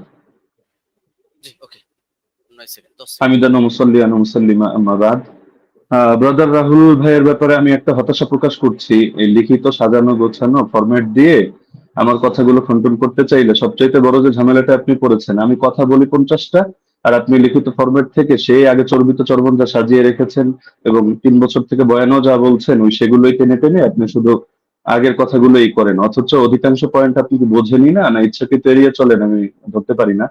দ্বিতীয় বিষয় হলো আপনি বলেন আমি ফতোয়াটা নিচ্ছি, আমি কোনো প্রসঙ্গে ফতোয়াটা নিই, আমি উসুল বোঝানোর জন্য উদাহরণ দিয়েছি। ইমাম তিরমিজি রাহিমাহুল্লাহ কি মত দিয়েছেন, আলেমরা কি মত গ্রহণ করেছেন সেটা তো আমি বলিনি। আমি তো দেখিয়েছি ইমাম তিরমিজি এই বক্তব্যটা বলেছেন যে রুয়ান ওমর থেকে বর্ণিত হয়েছে 20 রাকাতের কথা, এই প্রসঙ্গে এনেছি। আপনি কথা না বুঝেই সেই লিখিত ফরম্যাটে খণ্ডন করতে গেলে এটা ভুল করবেন, শুধু আবেগী কথা দিয়ে তো হবে না। আর শুধু জুবায়ের আলী জাই, নাসিরউদ্দিন আলবানী রাহিমাহুল্লাহ ওনাদের শুধু হাওয়ালাগুলো থেকেই ওই কপি পেস্ট করে আপনি একটা ফরম্যাট সাজিয়ে রাখলে সব কথা খণ্ডন করতে পারবেন না। এখন আপনি বারবার বলছেন যে আপনি একটা সনদ দেখান যেটা ইনকিতা নাই। আরে ভাই আপনি তো উসুলের আলোকে কথায় আসবেন, আপনি তো আমি যে উসুলগুলো শুনলাম ইতিমধ্যে 8-10টা উসুল শোনানো হয়ে গেছে, আপনি উসুলেরই কোনো ধার ধারছেন না। আপনি মুরসাল নিয়ে শুধু মুকাদ্দিমায়ে মুসলিম থেকে একটা হাওয়ালা দিয়ে দিলেন, শেষ, যেন মুরসাল নিয়ে পৃথিবীতে আর কেউ কখনো কিছু বলেই নেই। তো যাই হোক আমি এগুলোতে আসবো। আমি প্রথম শুরু করি। আপনি দাউদ বিন কায়েসের যেই বক্তব্যটা দিলেন, যে দাউদ বিন কায়েসের এই বক্তব্যের মধ্যে এখানে আদেশের কোনো কথা নেই। আসলে আপনি আরবি কতটুকু পারেন আমি জানি না, আপনি আরবি মতনগুলো পড়েন না, আজকে ইচ্ছাকৃত কিনা আমি জানি না, যে মতনের ভুল থেকে বাঁচার জন্য কিনা, হতে পারে, হলে হতেও পারে, অন্য হিকমত থাকতে পারে, সময় বাঁচানোর ব্যাপারে হতে পারে। আপনি এই বাক্যটার অনুবাদটা করে দিয়েন আমাকে, যে দাউদ বিন কায়েসের রিওয়ায়াতের মধ্যে যে আছে যে আন্না উমর জামা الناس في رمضان على ابي بن كعب وعلى تميم الداري على 21 রাকাতান। এই জামাআর সাথে আলা অব্যয় যোগে যখন বলা হয় জামা উমারু, ওমর মানুষকে জমা করেছেন কোন ব্যাপারে? আলা 21 রাকাতান, 21 রাকাতের ব্যাপারে। তখন এর দ্বারা কি বোঝায়? যে ওমর আদেশ করেন নাই, ওমর কিছু বলে নাই, তারা নিজেদের থেকে পড়ে নিয়েছেন। এই অনুবাদটা এটা কোন ডিকশনারির আলোকে করলেন পৃথিবীতে? এটা কি মেড ইন ইন্ডিয়া না মেড ইন বাংলাদেশ? এটা আমাকে অনুগ্রহ করে আপনি দেখাবেন। আর আপনি বললেন যে 8 জন বর্ণনা করেছেন, শুধু ওই 3 জনই না। আমি তো 3 জন প্রসঙ্গ আর 8 জন প্রসঙ্গে বলিনি, আমি তো কথাটা বলেছি এই প্রসঙ্গে যে ওনাদের বর্ণনাগুলোর মধ্যে ভিন্নতা আছে, ইস্তেরাব আছে, এই প্রসঙ্গে আমি কথাটা টেনেছি। আপনি মোহাম্মদ বিন ইসহাককে টানলেন এবং তাকে নিয়ে বড় করে কথা বললেন, অথচ মোহাম্মদ বিন ইসহাক তো আমি স্রেফ মনে হয় 5 সেকেন্ড একটা বাক্য হিসেবে, উদাহরণ হিসেবে দেখিয়েছি। আমি মূল আপনাকে সাংঘর্ষিক দাঁড় করিয়েছি দাউদ বিন কায়েসকে। দাউদ বিন কায়েসের এই সনদটাকে আপনার পক্ষে সম্ভব না এটাকে জয়ীফ বলে প্রমাণ করা, এটা সুনিশ্চিত ভাবে। আর আপনি শুধু এটা বারবার বলছিলেন যেখানে আদেশ কথা নাই, আদেশ কথা নাই। আপনি একই রকম কথার মধ্যে দেখেন না যে ইস্তেরাব আছে কিনা। আরে ভাই, এখানে তো আপনার এই জিনিসটা বুঝতে হবে যে ওনার থেকে যারা বর্ণনা করেছে কারো বর্ণনার সাথে কারো বর্ণনা মিল নেই। এক জায়গায় আদেশের কথা আছে, আরেক জায়গায় আদেশের কথা নেই। এক জায়গায় আমলের কথা আছে, আরেক জায়গায় আবার আমলের কথা নেই, শুধু আদেশের কথা। এখন আদেশ নিয়ে আপনি 8টা কেন, আদেশ নিয়ে শুধু দুটোই দেখতে পারবেন। ইমাম মালিকের যে সনদটা আনলেন সেখানে ইমাম মালিক রহমতুল্লাহ আলী তার সনদের মধ্যে আছে যে তিনি আদেশ দিয়েছেন, আর দাউদ বিন কায়েসের মধ্যে আছে যে আদেশ দিয়েছেন। কিন্তু এখন দাউদ বিন কায়েসের এই সনদের মধ্যে জামা আলা এটা যোগ করলে অর্থ এটাই দাঁড়ায় যে ওমর মানুষকে 21 রাকাতের ব্যাপারে একত্রিত করেছেন।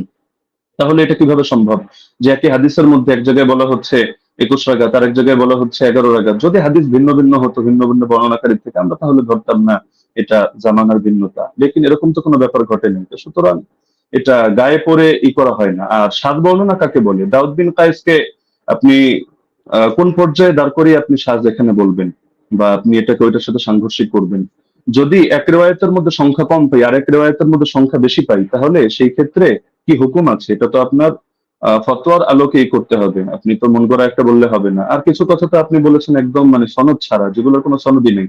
আপনি ইমাম মালিকের একটা ফতোয়া আনলেন, হলো তার এক শাগরেদ বলেছেন, তো তার শাগরেদ থেকে কি আপনি শুনেছেন না ওই কিতাবের লেখক ডাইরেক্ট শুনেছে? মাঝখানে সনদগুলো গেল কোথায়? আর আপনি মাযহাব নিয়ে কথা বলতে চাইলে মাযহাবের ব্যাপারে মূলনীতিগুলো তো আপনার জানা থাকা দরকার। ধরেন মালিকি মাযহাব নিয়ে আমি 100টা মত পেলাম, তাহলে আমি কোন মতটা চূড়ান্ত ধরবো? এখন ইমাম মালিক থেকে একটা বিশুদ্ধ মত দেখাতে পারবেন না যে ইমাম মালিক রহমতুল্লাহ আলী কোথাও আত্মাঘাতের মতামত দিয়েছেন। আপনি হাফিজ ইবনে হাজার আসকালানী রহমতুল্লাহ আলী, আপনাদেরও পছন্দের ব্যক্তিত্ব, তার কিতাব থেকেও আপনারা দেখে নিতে পারেন, অথবা তার হাওয়ালা আমি হুবহু বাক্য বলে দিচ্ছি। তিনি লিখেছেন ইতিমাদুহুম ফিল আহকাম ওয়াল ফাতওয়া আলা মা রাওয়াহু ইবনুল কাসিম আন মালিক সাওয়াউন ওয়াফাকা মা ফিল মুওয়াত্তা আম লা। যে ফতোয়া দেওয়ার ক্ষেত্রে, বিধিবিধান বর্ণনা করার ক্ষেত্রে ইবনুল কাসিম যেটা বর্ণনা করবে ইমাম মালিক থেকে সেটাই গ্রহণযোগ্য, এবং সেটা মুয়াত্তা কিতাবের মধ্যে যা আছে তার সাথে মিলুক বা না মিলুক, এটা হলো মাযহাবের মূল ভিত্তি হিসেবে ধরা হবে। এটা তাজিলুল মানফা 4 নম্বর পৃষ্ঠার মধ্যে পেয়ে যাবেন। তো ওনার শাগরেদ ইবনুল কাসিম বলেন, ইবনে আইমান বলেন, তাদের থেকে কোথাও আপনি আত্রাগাতের দূরতম কথাও দেখাতে পারবেন না। আত্রাগাতের কথা আল্লামা আইনি যেটা এনেছেন, সৈয়দী যেটা এনেছেন, আপনি সৈয়দীটা তো আনেননি, এটা আপনার নজরে পড়ে নাই হয়তো, যে যে জায়গা থেকে কপি পেস্ট করেছেন। না হলে এর বিপরীতে আমি আপনাকে, যদি 100 চান আমি 100 হাওলা আপনাকে দিয়ে দিতে পারবো। যদি আপনিও বলেছেন যে আলাদা ডিবেটের আয়োজন করলে, তো ঠিক আছে, করতে পারেন। তো ইমাম আইনি বলেছেন, ইমাম সৈয়দী বলেছেন, বেসনদ কথাবার্তা কোথাও দলিলযোগ্য হবে না। তো মোহাম্মদ বিন ইসহাক এখানে ফ্যাক্টর না, আর অন্য লোক ফ্যাক্টর না। আর আপনি বলছেন যে আমরা দেওবন্দিরা গায়ে পড়ে দাবি করি মুস্তারিদ, আর কেউ দাবি করে না কেন? আপনি তো আহলে হাদিস ঘরানার। তো আপনাদের পিস পাবলিকেশন থেকে বই প্রকাশিত হয়েছে রাসূল সাল্লাল্লাহু আলাইহি ওয়াসাল্লামের প্র্যাকটিক্যাল নামাজ কোরআন ও সহিহ হাদিসের আলোকে।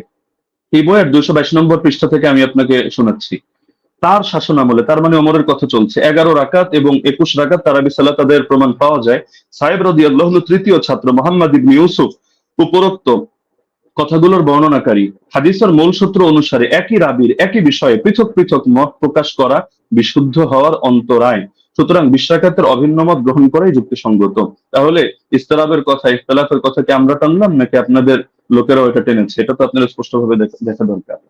আর আপনি বারবার শুধু এই প্রসঙ্গগুলো তো এখানে অপ্রাসঙ্গিক কথা টানলে হবে না, যে গোল্ডেন চেইন, আরে গোল্ডেন চেইন নাকি এটা ডায়মন্ডের চেইন নাকি হলো এটা রূপার চেইন, সেটা তো আমাদের দরকার না। আমাদের দরকার হলো আপনার এখানে পাঁচটা জিনিস তো এক রাখতে হবে। আপনি শুধু আমাদের কথা প্রসঙ্গে বলছেন যে সনদের মধ্যে কোনো ইনকিতা নাই, আপনারা প্রমাণ করেন। আরে সনদের মধ্যে তো ইনকিতা বাস্তবেই নাই। আপনি যে ইনকিতা আপনার চোখে দেখতে পাচ্ছেন, এটা আপনার পড়াশোনা কম থাকার কারণে হচ্ছে। না হলে আমি তো উসুলের আলোকে দেখালাম, উসুলগুলো তো আপনি খণ্ডন করতে পারেননি এবং সম্ভব না। তো যার কারণে সনদের মধ্যে তো ইনকিতা নেই, তো শুধু গায়ের জোরে বললে তো হবে না। তো হাদিসটা যারা বলেছে হাদিস সহি হওয়ার জন্য এই পাঁচটা শর্ত, সেই ইমামরাই, এটা অন্য কোনো ইমাম না।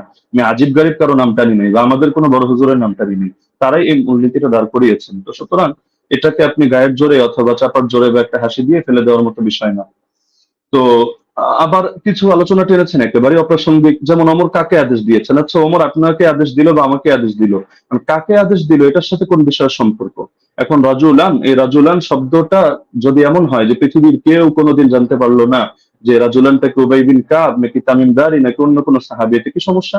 আমাদের তো আলোচ্য বিষয় এটা যে ওমর রাদিয়াল্লাহু আনহু তিনি কত রাকাতের আদেশ করেছেন, 8 নাকি 20। 8-এর পক্ষে আপনি যে দলিল দিয়েছেন সেই দলিলটা মুস্তারিব একটা রিওয়ায়াত, যে রিওয়ায়াতটা গ্রহণযোগ্য না। আপনাদের কিতাবের মধ্যেই লেখা আছে যে না, এই রিওয়ায়াতটা দলিলযোগ্য হয় না।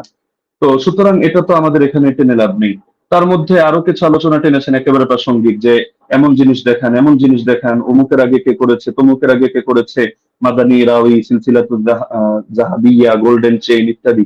এগুলো দেখানো না দেখানো তো মূল বিষয় না। আপনি অপ্রাসঙ্গিক প্রশ্ন আমিও চাইলে আপনাকে 100টা করতে পারি, কিন্তু আমি পূর্বের অংশগুলোতে একটা অপ্রাসঙ্গিক কথা বলিনি। অতি অল্প সময়ের মধ্যে শুধু আপনাকে আমি মূলনীতিগুলো বলেছি, লেকিন আপনি যেহেতু আগে একটা ফরম্যাট সাজিয়ে এনেছেন, তো যার কারণে মূলনীতিগুলো আপনি করেননি। এই যে আবু জাফরকে নিয়ে আপনি মাঝখান থেকে কথা প্রসঙ্গে টেনেছেন, যদি আমি এগুলো মূল দলিল দেইনি। আরো মজার বিষয় হলো আপনি এমন কিছু খণ্ডন করে দিয়েছেন যেটা আমি বলিই নাই। আবার আমি যেটা বলেছি এমন অধিকাংশ পয়েন্ট দিয়েছেন বাদ দিয়ে কয়েকটা রিওয়ায়াত বললেন যে আপনি এটা বলেছেন, আমি হতাশ, অথচ এটার জবাব এটা, অথচ সেটা আমি বলিনি। তো মাঝখানে আবু জাফরকে টেনে এনেও আপনি দাঁড় করিয়ে দিলেন যে আবু জাফর এটা সর্বসম্মতিক্রমে যায়িফ, কিছু কারণও টানলেন, অথচ আবু জাফর মুখতালাফি যায়িফ না। যদিও এটা মূল আলোচনা, প্রাসঙ্গিক ভাবে বলছি, মুখতালাফি যায়িফ না। তাকে নিয়ে ইখতিলাফ হওয়া ভিন্ন জিনিস, আর চূড়ান্ত ভাবে যায়িফ হিসেবে স্বীকৃত হওয়া ভিন্ন জিনিস। আপনি যে মত টানলেন এই মতের মধ্যেও তো আপনি মিস্টেক করেছেন। দেখা যাচ্ছে আলবানী রাহিমাহুল্লাহ এক্ষেত্রে এই কাজটা করেছেন, সদুকুন এই শব্দটা বাদ দিয়ে পরবর্তী যে কথাটা তিনি ভুল করেন ইত্যাদি, তার মধ্যে সমস্যা, ওই কথাটা টেনেছেন। তো সদুকুন হুকুমটা বাদ দিয়ে দিয়েছেন। অথচ আবু জাফরকে নিয়ে যদি দেখেন, ইয়াহয়া ইবনে মাইন সিকা বলেছেন, ইবনু আবি মারিয়াম বলেছেন তার হাদিস লেখা যাবে, সমস্যা নেই। ইবনুল মাদিনী বলেছেন সে আমাদের দৃষ্টিতে সিকা। ইবনু আম্মার মাউসিলি বলেছেন সিকা। আবু হাতিম বলেছেন সিকা, সাদুক, সালিহুল হাদিস। জাকারিয়া সাজি বলেছেন সাদুকুন লাইসা বি মুতকিনিন। ইবনু আদি বলেছেন লাহু আহাদিসু সালিহা وقد روى عنه الناس واحاديثها عامتها مستقيمه وارجو انه لا باس به। ইবনু সাদ বলেছেন কানা সিকা। হাকিম বলেছেন সিকা। ইবনু আব্দুল বার বলেছেন হুয়া ইনদাহুম সিকা আলিমুন বিতাফসিরিল কোরআন। এগুলো আরো দেখতে পারেন আপনি তাহজিবুত তাহজিব 10 নম্বর খণ্ড 62 নম্বর পৃষ্ঠা।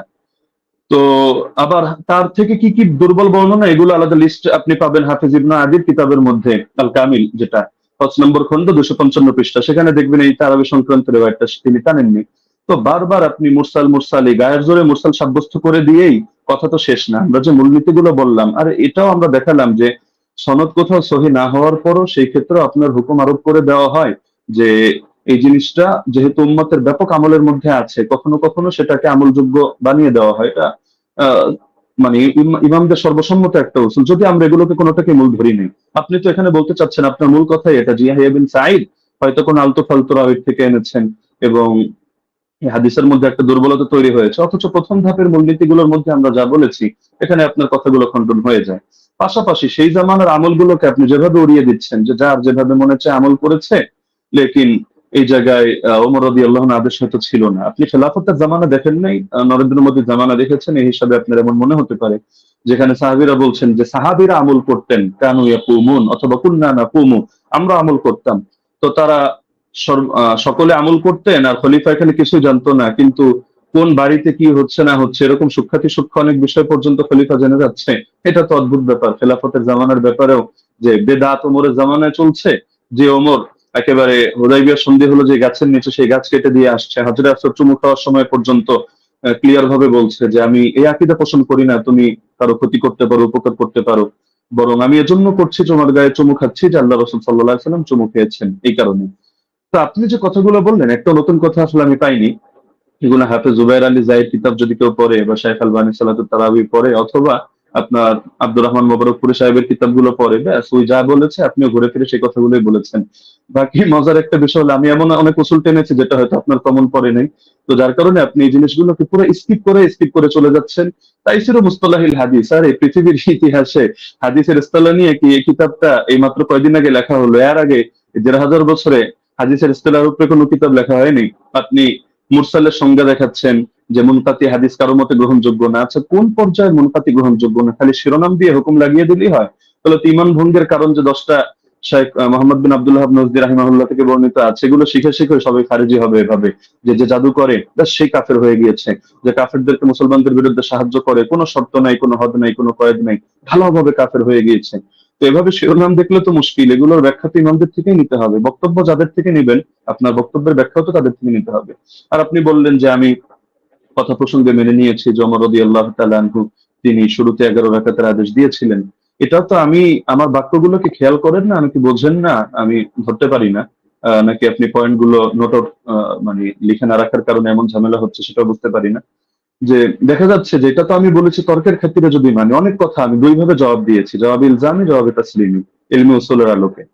তো ২ ভাবে জবাব দেওয়ার কারণে আপনি আগের পরের কথা বাদ দিয়ে মাঝখান থেকে একটা অংশ টান দিলে তো হবে না। আর কোন মুনকাতি, কোন মুরসাল, কোন ক্ষেত্রে কি হুকুমে যাবে, এটা তো আপনাকে শাস্ত্রীয় আলোকে বুঝতে হবে। আপনি যেকোনো জিনিস শুধু একটা ব্যাস গোল্ডেন চেইন, মাদানী রাওয়ী, অথবা বুখারী মুসলিমের শর্তে উন্নীত ইত্যাদি ইত্যাদি একটা বলে দিলেন, ব্যাস হয়ে গেল। বিষয়টা এমন না। যেহেতু আলোচনা আমাদের শাস্ত্রীয় বিষয়, এটা কোনো মাযহাবী তাকলিদি বিষয় না যে অমুক অমুকের রেফারেন্সে আমাদের কথা বলতে হবে। ইবনে উসাইমিনের হাওয়ালায় আপনি বললেন যে আমি কয়েকটা কথা টেনেছি। ওইখানে আমি ইবনে উসাইমিনের হাওলায় টানি না, শেখ সালেহ আল মুনাজ্জিদের হাওলায় টেনেছি। এটা আবেগে আপনি কয়েকবার এটা উচ্চারণ করেছেন। আর এখানে আমি তার ফতোয়া দেখাইনি। আমি এখানে ফতোয়া উল্লেখ করার জন্য বসিও নাই আপনার সামনে। এখানে আমি দেখিয়েছি যে তারা সকলে বিআমরিহি, অর্থাৎ এটা যে ওমরের আদেশে হয়েছে এই বিষয়টা তারা অস্বীকার করে নিয়েছেন। তো সুতরাং মানে যে জিনিসগুলো আপনার স্পষ্ট, তো সেই জিনিসগুলোকে গায়ের জোরে তো আপনি প্রমাণ করে নিতে পারবেন না যে না এই জিনিসটা এই প্রশ্ন আমি আপনাকে ছুড়ে দিলাম, এটার জবাব দেন, ওটার জবাব দেন, ওটার জবাব দেন, না দিলে ব্যস্ত হলে সাব্যস্ত হলো আমার কথাই সহি। বিষয়টা তো এমন না। শাস্ত্রীয় মূলনীতি। আপনি এই আলোচনা শেষ হওয়ার পর ঠান্ডা মাথায় বসেন। আমি নতুন কোনো কথা আপনাকে ছুড়ে দিচ্ছি না, যেহেতু আপনি খণ্ডন করার সময় পাবেন না। এটা আসলে আদবের দাবি না। ছুড়লে আমি ছুটতে পারি। আপনি ভবিষ্যৎবাণী করে দিয়েছেন যে এমন কৌশল হয়তো আপনি করবেন, আমরাও বুঝি না, এত বোঝার দরকার নেই। আহ আমার ব্যাপারে খারাপ ধারণা আপনি অযৌক্তিকভাবে রাখারও কোনো কারণ নেই। আর আমি তো আপনার মতো পুরোনো ডিবেটারও না যে এখানে ডিবেটের কৌশল খাটিয়ে আমি আপনাকে পরাজিত বা অপমানিত বা লাঞ্ছিত করতে চাবো না। আপনি আমার দ্বীনি ভাই, মহাব্বতের ভাই। আপনি কাফের মুশরিকদের বিরুদ্ধে যে কাজ করেন আমি এগুলোকে শ্রদ্ধা করি এবং উৎসাহ দিই, দোয়াও করি। আগামীতেও আমি আশা রাখি আপনি কাজগুলো কন্টিনিউ করবেন। তো সুতরাং আপনার সাথে আমার কোনো দ্বন্দ্ব নেই, কোনো আহ ভিন্ন কিছুও নেই। আল ওয়ালা আল বারা, এই আকীদাই তো আমরা ইসলাম থেকে লালন করি। তো সুতরাং অপ্রাসঙ্গিক কথা না টেনে আপনি মূলনীতির আলোকে বিষয়গুলো বোঝেন। প্রয়োজনে আপনি এই ভিডিওটা এটা শেষ হওয়ার পরও লাইভ স্ট্রিমিং আপনি ঠান্ডা মতো 10 বার শোনেন, 20 বার শোনেন, প্রয়োজনে মুযাকারা করেন। কোন ভুল যদি আপনার কাছে মনে হয় আপনি স্বীকার করে নেন, সমস্যা নেই। আর যদি মনে হয় না ভুল না আপনারটা সঠিক, ঠিক আছে, আপনি স্থির থাকেন। বাকি সারা দেশ তো দেখছে, তারা বিষয়গুলো সঠিকভাবে বিবেচনা করবে। আমরা তো এখানে কোনো বিচারক নির্ধারণ করে বসিনি। তো যার কারণে পুরো দেশ এটা কমন সেন্স দিয়ে বিবেচনা করবে। জাযাকাল্লাহ। আমি সেকেন্ড সময় অতিরিক্ত নিচ্ছি না। জি, মুফতি আলী ওসামা, আপনি চাইলে 2 মিনিট ইউজ ব্যবহার করতে পারতেন। বাদবাকি আপনি না, করেননি। ব্রাদার রাহুল বলেন। যে আমাদের খণ্ডন যে 2টি পর্ব ছিল, 2টি শেষ হয়েছে। এখন আপনারা শুধু 5 মিনিট করে সময় পাবেন। এটা হচ্ছে রিভিউ পর্ব, অনুসংখ্য পর্ব। এই পর্বে আপনারা 5 মিনিট করে আলোচনা করতে পারবেন। নতুন কোনো তথ্য আপনারা এড করতে পারবেন না এই পর্বে। হ্যাঁ, আমি ব্রাদার রাহুল হোসেন আপনার কাছে যাব এবং আপনি বললে আমি আপনার টাইমটা শুরু করব। জি, শুরু করুন। জি, সো বিসমিল্লাহ। তো শেষ থেকে শুরু করি। ওস্তাদ যে বারবার কয়েকবার অভিযোগ করলেন বারংবার যে আমি জুবাইর আলী যাই আর আলবানির বই পড়ে এসে বসে পড়েছি। কার বই থেকে ইলম নিয়েছি? সালাফদের থেকে তো আমরা ইলম দেবো, তাই তো? আলেমদের কাছ থেকে। কোনো জাহেলের কাছ থেকে তো নিইনি, তাই না? আমি তো আপনাকে বলতে পারি যে মাওলানা আব্দুল মালিক সাহেবের বই থেকে ঢের প্রমাণ দেখিয়েছি। তো তার কাছ থেকে জ্ঞান নিয়েছি, আপনার কাছ থেকে আমি জ্ঞান নিই। বিভিন্ন জায়গা থেকে জ্ঞান নিই। আমি জ্ঞান আমার উপরে ইলহাম আসবে না। এটা অন্তত আপনি মানেন যে আমার প্রতি ইলহাম আসবে না। আলেম ওলামাদের বই পড়েই আমাদের এখানে আসছে, এসে আলোচনা করা। তো এখানে এত এতরাজ করার অভিযোগ মানে কি আমি বুঝলাম না। ২ নম্বর তিনি বললেন যে আমি নাকি এমন কিছু অভিযোগের জবাব দিয়েছি যেহেতু আগে থেকে স্লাইড তৈরি করে রেখেছি, এজন্য নাকি আমি তাল খয়ে ফেলেছি। আমি অবাক হয়েছি যে ভাবলাম যে ওস্তাদ জি হয়তো অনেক কিছু মানে একদম ইলমে হাদিসের অনেক কিছু নিয়ে আসবে। এসে আমি অবাক হয়েছি, না কিছুই নিয়ে আসেনি। একটা মুত্তাসিল সনদই পেশ করতে পারেনি। তার জন্য আমি অনেক কিছু ভেবে অনেক কিছু রেডি করে গেছি। দুর্ভাগ্য যে আমি যা রেডি করেছি তার ৩০% দলিল দিতে পারিনি। আমি একদম নিশ্চিত আমি যদি আজকে ওসামা যে উস্তাদজির মানে ওসামার জায়গাতে থাকতাম, উস্তাদজির পক্ষে থাকতাম, তাহলে আমি এর চাইতে ঢের দলিল দেখাতে পারতাম। ঢের দলিল দেখাতে পারতাম। আমার কাছে ২০ টাকার পক্ষে আরো অনেক দলিল ছিল। অনেক দলিল। কিন্তু উস্তাদজি দিতে পারেনি না দেয়নি না কি আমি বুঝলাম না। তো যাই হোক সেটা একটা আলাদা বিষয়। এখানে লাস্টে তিনি ঘুরিয়ে দিলেন যে এটা ইনকেতা কেমন ইনকেতা? জি, আপনার চেয়ে তো অনেক বড়, বড় উস্তাদজিরাই তো আমাকে শিখিয়ে দিয়েছে এটা ইনকেতা। যেমন দলিল সহ নামাজে মাসাল বইতে দেখালাম তিনি ইনকেতা স্বীকার করে নিয়েছেন। মুরসাল স্বীকার করে নিয়েছেন। জাফর আহমদ উসমানী বলছে মুরসাল, ইনকেতা আছে, বিচ্ছিন্নতা আছে। আমি আপনাকে পরিষ্কার চ্যালেঞ্জ করেছি, জবাব আপনি এখন পর্যন্ত দিচ্ছেন না। যে হাদিস সহিহ হওয়ার জন্য ৫ টা শর্ত। প্রথম শর্ত হাদিস মুত্তাসিল হতে হবে। হাদিস কি মুত্তাসিল না, বিচ্ছিন্ন ঘটেছে। ওলামারা স্বীকার করে নিয়েছে। আজ যদি আপনি অস্বীকার করতে চান, জনসাধারণ দেখছে এমন খেয়ানত অন্তত করাটা উচিত নয়। যেখানে আমাদের মৌলানা আব্দুল মালিক আব্দুল মতিন সাহেব স্বীকার করে নিয়েছে ইনকেতা ঘটেছে, আর আপনি এসে বলছেন যে ইনকেতা ঘটেনি, ইনকেতা ঘটেছে তারা মূর্খ। এখন মৌলানা আব্দুল মালিক মতিনকে কেউ যদি মূর্খ বলতে চাই বলতে পারবে, তবে আমি বলতে চাই না। ৩ নম্বর তিনি বললেন যে দাউদ বিন কায়েসের হাদিসের জমা হওয়ার কথা আছে, ধরে নিলাম। আচ্ছা আছে, জমা হওয়ার কথা আছে। আচ্ছা ওস্তাদ জি এটা কি ইনসাফ? মোহাম্মদ বিন ইউসুফ থেকে টোটাল ৮ জন বর্ণনা করছে তারাবি রাকাত, ৫ জন বর্ণনা করছে ১ রাকাতের পক্ষে, এই ৬ জন, আর মাত্র দাউদ বিন কায়েস বলছে ১১ রাকাত। তাহলে ৭ যদি হয় কোনটা হবে? দাউদ বিন কায়েসের বিরুদ্ধে মোহাম্মদ বিন ইউসুফের ৫ জন শাগরেদ আছে। এই ৫ জনকে উড়িয়ে দিয়ে দাউদ বিন কায়েসের হাদিসটা আপনি গ্রহণ করতে চাচ্ছেন? এটা কোথাকার রাসূল? একটু আমাকে জানিয়ে দিবেন। আর ২ দাউদ বিন কায়েসের আমি আরেকটা অংশ বলেছি, ওটা আপনি হয়তো হজম করতে পারেননি, কারণ এই দলিলটা নতুন আপনার কাছে, বুঝতে পারেননি। আমি বলেছিলাম যে দাউদ বিন কায়েস তিনি আরেকজন তার ছাত্রের কাছে ইমাম ফারাবির কিতাবুস সিয়াম থেকে দলিল দিয়েছি যে তিনি বলেছেন ওমর রমজান মাসে তারাবির জামাত শুরু করেছে, কত রাকাত উল্লেখ নেই। এবং মুসান্নাফ আব্দুর রাজ্জাক ওই সনদেই ওখানে আছে দাউদ বিন কায়েস ওয়া গায়রহু, এবং আরেকজন বর্ণনা করেছে, কে বর্ণনা করছে উল্লেখ নেই। এখানে দাউদ বিন কায়েস রাহিমাহুল্লাহ তিনি অন্য ছাত্রকে বলছে কোন রাকাতের কথা উল্লেখ করেনি। তাই যদি সাজ হতে হয় ২১ টাকাতে বর্ণনা সাজ, কেন দাউদ বিন কায়েসের বিরুদ্ধে ৫ জন ১ রাকাত বর্ণনা করেছে। ইয়াহিয়া সাইদ আল কাত্তানের মতো রাবি আছে, কাকে চাই আর, কে দরকার আর? ইয়াহিয়া সাইদ কাত্তান এর মতন ব্যক্তি আছে, তারপর অন্য কাউকে দরকার? ৫ জন। তাই দাউদ বিন কায়েসের হাদিসই জয়ীফ হবে, সাজ হবে মোহাম্মদ বিন ইউসুফ থেকে, বাকি ৫ জনের হাদিস কোনোভাবেই না দাউদ বিন কায়েসের হাদিস। অতএব মানে এই হাদিসে এসে সাজ হওয়ার কারণে জয়ীফ। প্রথম কথা। এখানে বলছেন যে ইমাম মালিক থেকে নাকি আমি প্রমাণ পেশ করতে পারবো না যে ইমাম মালিকের ছাত্ররা, কারণ যে মাযহাবের আমি মত বর্ণনা করব সেই মাযহাবের ইমাম থেকে দেখাতে হবে। আমি মনে ভুলে গেছেন, আপনি যে কাসেম থেকে বর্ণনা পেশ করেছেন, ওই কাসেম থেকে দেখিয়ে দিয়েছি। ইবনুল কাসিম ইমাম মালিকের ছাত্র সাং বলছে যে ইমাম মালিকের যুগে ৩৬ রাকাত হতো, কিন্তু ইমাম ইবনে কাসিম নিজেই বলছে যে আমি, ইমাম মালিক বলেছেন যে ফি নাফসি, আমার জন্য ইহিদ আশারা, আমি ১ রাকাতকে গ্রহণ করেছি। মানুষ কি পড়ছে ইমাম মালিকের জামানায়। ইমাম মালিক কত গ্রহণ করেছে? কত? তিনি ১ রাকাত। আমি আপনাকে ২-৩টে প্রমাণ দেখেছি। বদরুদ্দিন আইনের কথা বলেছেন, বলছে সনদবিহীন। সনদবিহীনের কথা যদি আসে গোটা ফিকে হানাফিকে ডিস্ট্রাক্ট করে দেওয়া যায়, অন্তত এরকম সে বেইনসাফি করবেন না। আর এখানে আরেকটা বিষয় যে উনি বললেন যে আমি আবু জাফর রাজিকে নিয়ে কিছু কথা বলেছি, উনি নাকি দলিল পেশি করেনি। ওস্তাদ জি একটু মাঝে মধ্যে পানি খাবেন, তাহলে একটু স্মৃতিটা একটু ভালো থাকবে। আপনি বলে দিয়েছেন ঝুলে, মনে নেই? আপনি বলেছেন আবুল আলিয়ার হাদিস আছে। আবুল আলিয়ার হাদিসের রাবি কে? আবুল আলিয়ার হাদিস মুক্তারা আল হাদিসুল মুক্তারার মধ্যে আবু জাফর রাজি আছে। তাই হুজুর মাঝে মধ্যে একটু পানি খাবেন। আপনারা হয়তো অনেক পড়াশোনা করেন, মাঝে মধ্যে অনেক কিছু আছে দিয়ে মানে কি বলছি কি হচ্ছে হয়তো এগুলো শুনতে পাচ্ছেন না। তো সর্বোপরি কথা হচ্ছে এটা, মুয়াত্তা মালিকের যে হাদিস আলহামদুলিল্লাহ গোল্ডেন চেন, এবং মুয়াত্তার উপরে যে অভিযোগ করেছিলেন যে দাউদ বিন কায়েস এখানে জয়ীফ, দাউদ বিন কায়েসের হাদিসে সাজ, ইমাম মালিক মুয়াত্তা মালিকের হাদিসের পক্ষে ৭ জন আর হাদিস বর্ণনা করছে আলহামদুলিল্লাহ। আর ২ নম্বর, ওস্তাদ জি যতগুলো দলিল দিয়েছে সব সনদে ইনকেতা আছে। উনি এটাকে যতই জোর করে প্রমাণ করার চেষ্টা করুক যেটা ইনকেতা সনদ গ্রহণযোগ্য, আমিও ৪ জন মুহাদ্দিসের কথা নকল করেছি। ইনকেতা মুরসাল হাদিস জয়ীফ হয়, ২০০ নামাজের মাসালেও আছে, সে মুসলিমাও আছে আলহামদুলিল্লাহ। ৫ মিনিট আপনি আলোচনা করছেন। আমি আলী হাসান ওসামা আপনার কাছে যাব এবং আপনি ৫ মিনিট সময় পাবেন। এখানে নতুন কোনো তথ্য আপনি অ্যাড করতে পারবেন। জি, শুনতে পাচ্ছেন আমাকে? আপনি বললে আমি টাইমটা শুরু করব। জি, শুরু করুন। ১০ সেকেন্ড। হামিদান ওয়া মুসাল্লিয়ান ওয়া মুসাল্লিমা ওয়া বাদ। ব্রাদার রাহুল কিছু কথা বললেন যেটা আপনাদের মূলনীতির বাইরে ছিল। এটা তিনি বহুতবারই দিয়েছেন, আমি এটা গুলো এড়িয়ে গিয়েছি। লাস্ট এই পর্যায়ে আমি বলি তো তিনি বললেন যে আমার জায়গায় থাকলে আরো দলিলের ভান্ডার খুলে দিতেন। দলিলের ভান্ডার খোলার প্রয়োজন নেই তো, আমার সামনে যে নোট আছে আমি তো ঘোষণা দিয়েছি, দেখেছেন যে আমি বিষয়ে কিতাব রচনা করছি, শীঘ্রই বের হবে। তো সুতরাং দলিলের ভান্ডার না নিয়ে বসলে তো আর কিতাবের ঘোষণা অগ্রিম দেওয়ার কথা না। কিন্তু সবগুলো দেওয়ার কোনো প্রয়োজনই মনে হয় না, কিছু জিনিসের রুচি হয়নি। আপনি যেমন একটাকে টেনে আরেকটার সাথে নিয়ে দাঁড় করিয়ে দিচ্ছেন। আপনি বলছেন যে 8 জন বর্ণনা করেছে, আমি কেন শুধু দাউদ বিন কায়েস আর মোহাম্মদ বিন ইউসুফের কথা আমি কেন টানছি বারবার, যেটা শাগিরদের মধ্যে টেনেছি এ কারণে আমি বলেছি বাকি কোনোটার মধ্যে আপনি 8 জন না আপনি 100 জন দেখান, কোনোটার মধ্যে আদেশের কথাই নেই। আপনি তো মূল পয়েন্টটি টেনেছেন এটা, বা আমাদের আলোচ্য শিরোনামই এটা, যে ওমর রাদিয়াল্লাহু আনহু কত রাকাত তারাবির আদেশ করেছেন। আপনি পানি তো অনেকবার খেয়েছেন, আরো খাবেন সামনেও।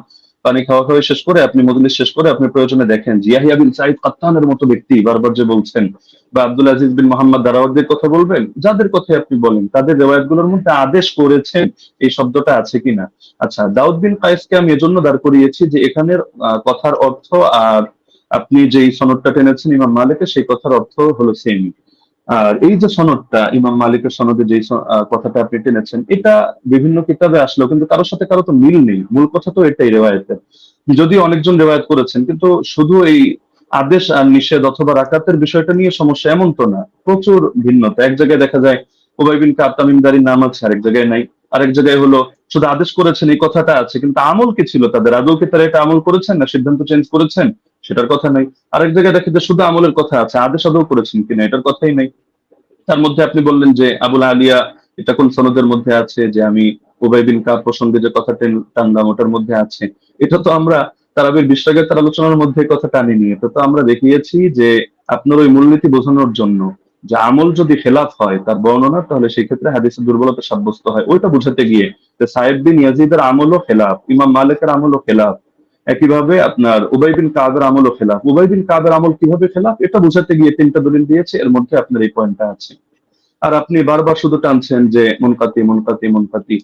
আপনি শুধু একটা শব্দ শিখলেই তো কাজটা শেষ না, আর হুকুমটা তো আপনার ইমামদের থেকে নিতে হবে, শাস্ত্রের আলোকে নিতে হবে। তো আপনি শাস্ত্রের আলোকে না নিয়ে আপনি শুধু নিজের গায়ের জোরে কথা একটা বললে তো হবে না। আপনি আব্দুল রহিম সাহেবের থেকে এলেম নেবেন নেন, আব্দুল মতিন সাহেবের থেকে এলেম নেবেন নেন। আপনি বলছেন যে ওনারাও মেনে নিয়েছেন মুনকাতি। আমি তো বললাম যে যেই নিমাউই রাসারুস সুনানের হাওয়ালা দিলেন, যে স্ক্রিনশট দিলেন, এখানেই দেখা যাচ্ছে ইমাম নিমাউই 2টা কথা বলেছেন। তা আপনি কি বলবেন যে নিমাউই এক পাগল, আগের লাইনে বলে এক কথা পরের লাইনে বলে আরেক কথা? আগের লাইনে বলে আসছে মুরসাল, পরের লাইনে বললো যে না এগুলোকে মুরসাল ধরা হয় না, মুত্তাসিল ধরা হয়। তো বলেন ইমাম নিবাবী একটা পাগল যে তিনি আসারুস সুনান এই কিতাবের মধ্যে মূর্খতার পরিচয় দিয়েছেন? না, এখানে আপনাকে বুঝতে হবে যে আমি এই শব্দ বলেছি, একটা জাহেরি বিবেচনা, একটা হলো হাকিকি বিবেচনা। এই পার্থক্যগুলো না বুঝে আপনি আলোচনার মধ্যে তো এভাবে বসলে তো মুশকিল। এজন্যই অনেকে নিষেধ করেছে যে আসলে শাস্ত্রের আলোচনা যেহেতু, তাহলে শাস্ত্রজ্ঞ ব্যক্তি ছাড়া এটা বলাও মুশকিল, বোঝানো মুশকিল। তো আমি আলোচনাটা আসলে শুধু ব্যক্তি আপনার জন্য করেছি এমন না, বরঞ্চ এটা সারা দেশের জন্য আলোচনা করা। যদি আমরা জানি যারা দলান্ধ, উভয় পক্ষে, আমি আপনাকে ইন্ডিকেট করে কোনো খারাপ কিছু মিন করছি না, দলান্ধরা কখনো তাদের মাসলা পরিবর্তন করে না। এটা জিবরিল আমিন যদি নাজিল হয়ে বলে তাও করবে না, এটাই দুনিয়ার আমাদের স্বাভাবিক অভিজ্ঞতা। তবে শাস্ত্র বোঝার মতো যোগ্যতা যদি কারো থাকে, তাহলে আপনার আলোচনা আমার আলোচনা সবগুলো নিরপেক্ষভাবে বসে কেউ যদি বিবেচনা করে সেই ক্ষেত্রে সিদ্ধান্ত নিতে পারবে, কোনো সমস্যার কিছু নেই। এটা নিয়ে আলাদা করে আমারও মন্তব্য করার কিছু নেই, আপনারও মন্তব্য করার কিছু নেই। মন্তব্য এটা জাতি করবে। এখন আমি যদি গায়ের জোরে একটা মন্তব্য করি, আপনি যদি গায়ের জোরে একটা মন্তব্য করেন, এটা ঘুরে ফিরে সেই চর্বিত চর্বণ কথাই হবে। এটা জাতি তারা রিভিউ দিতে পারবে, তারাই আলোচনা করতে পারবে। আর আপনি ইমাম মালিক রাহিমাহুল্লাহ সূত্রে ইবনুল কাসেমের থেকে যে বর্ণনাটা আনলেন, আমি তো এটা বলেছি যে এটা নিয়ে যদি আপনি আলোচনায় বসতে চান তাহলে স্বাগতম আপনাকে। আমরা কত শত আপনার রেফারেন্স দরকার আমরা দেখিয়ে দিব যে ইমাম মালিক রহমাতুল্লাহ আলাইহি থেকে স্যার 2টা মত আছে।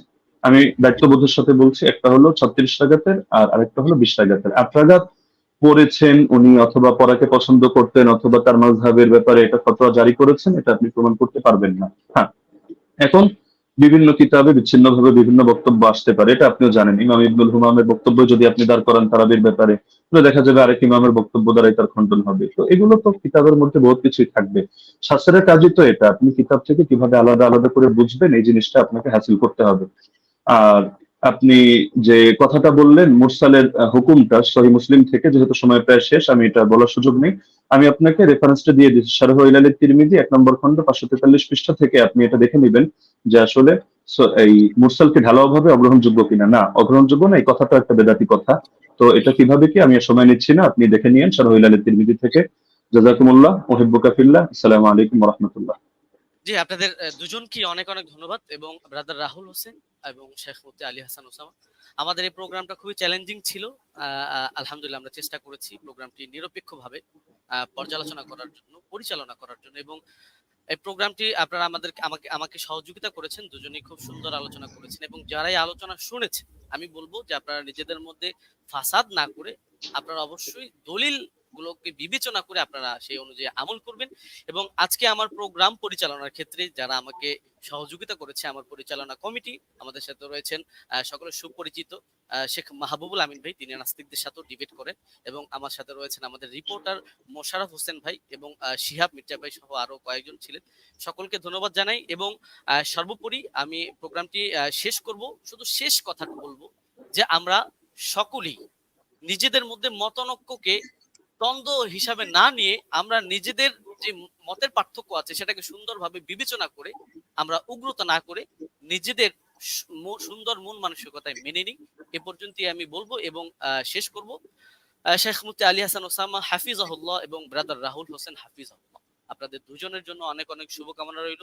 আপনারা ভালো থাকবেন, সুস্থ থাকবেন। এতক্ষণ পর্যন্ত দর্শক যারা আমাদেরকে দেখেছেন, সময় দিয়েছেন, আপনাদেরকেও অনেক অনেক ধন্যবাদ। আজকের মতো বিদায় নিচ্ছি।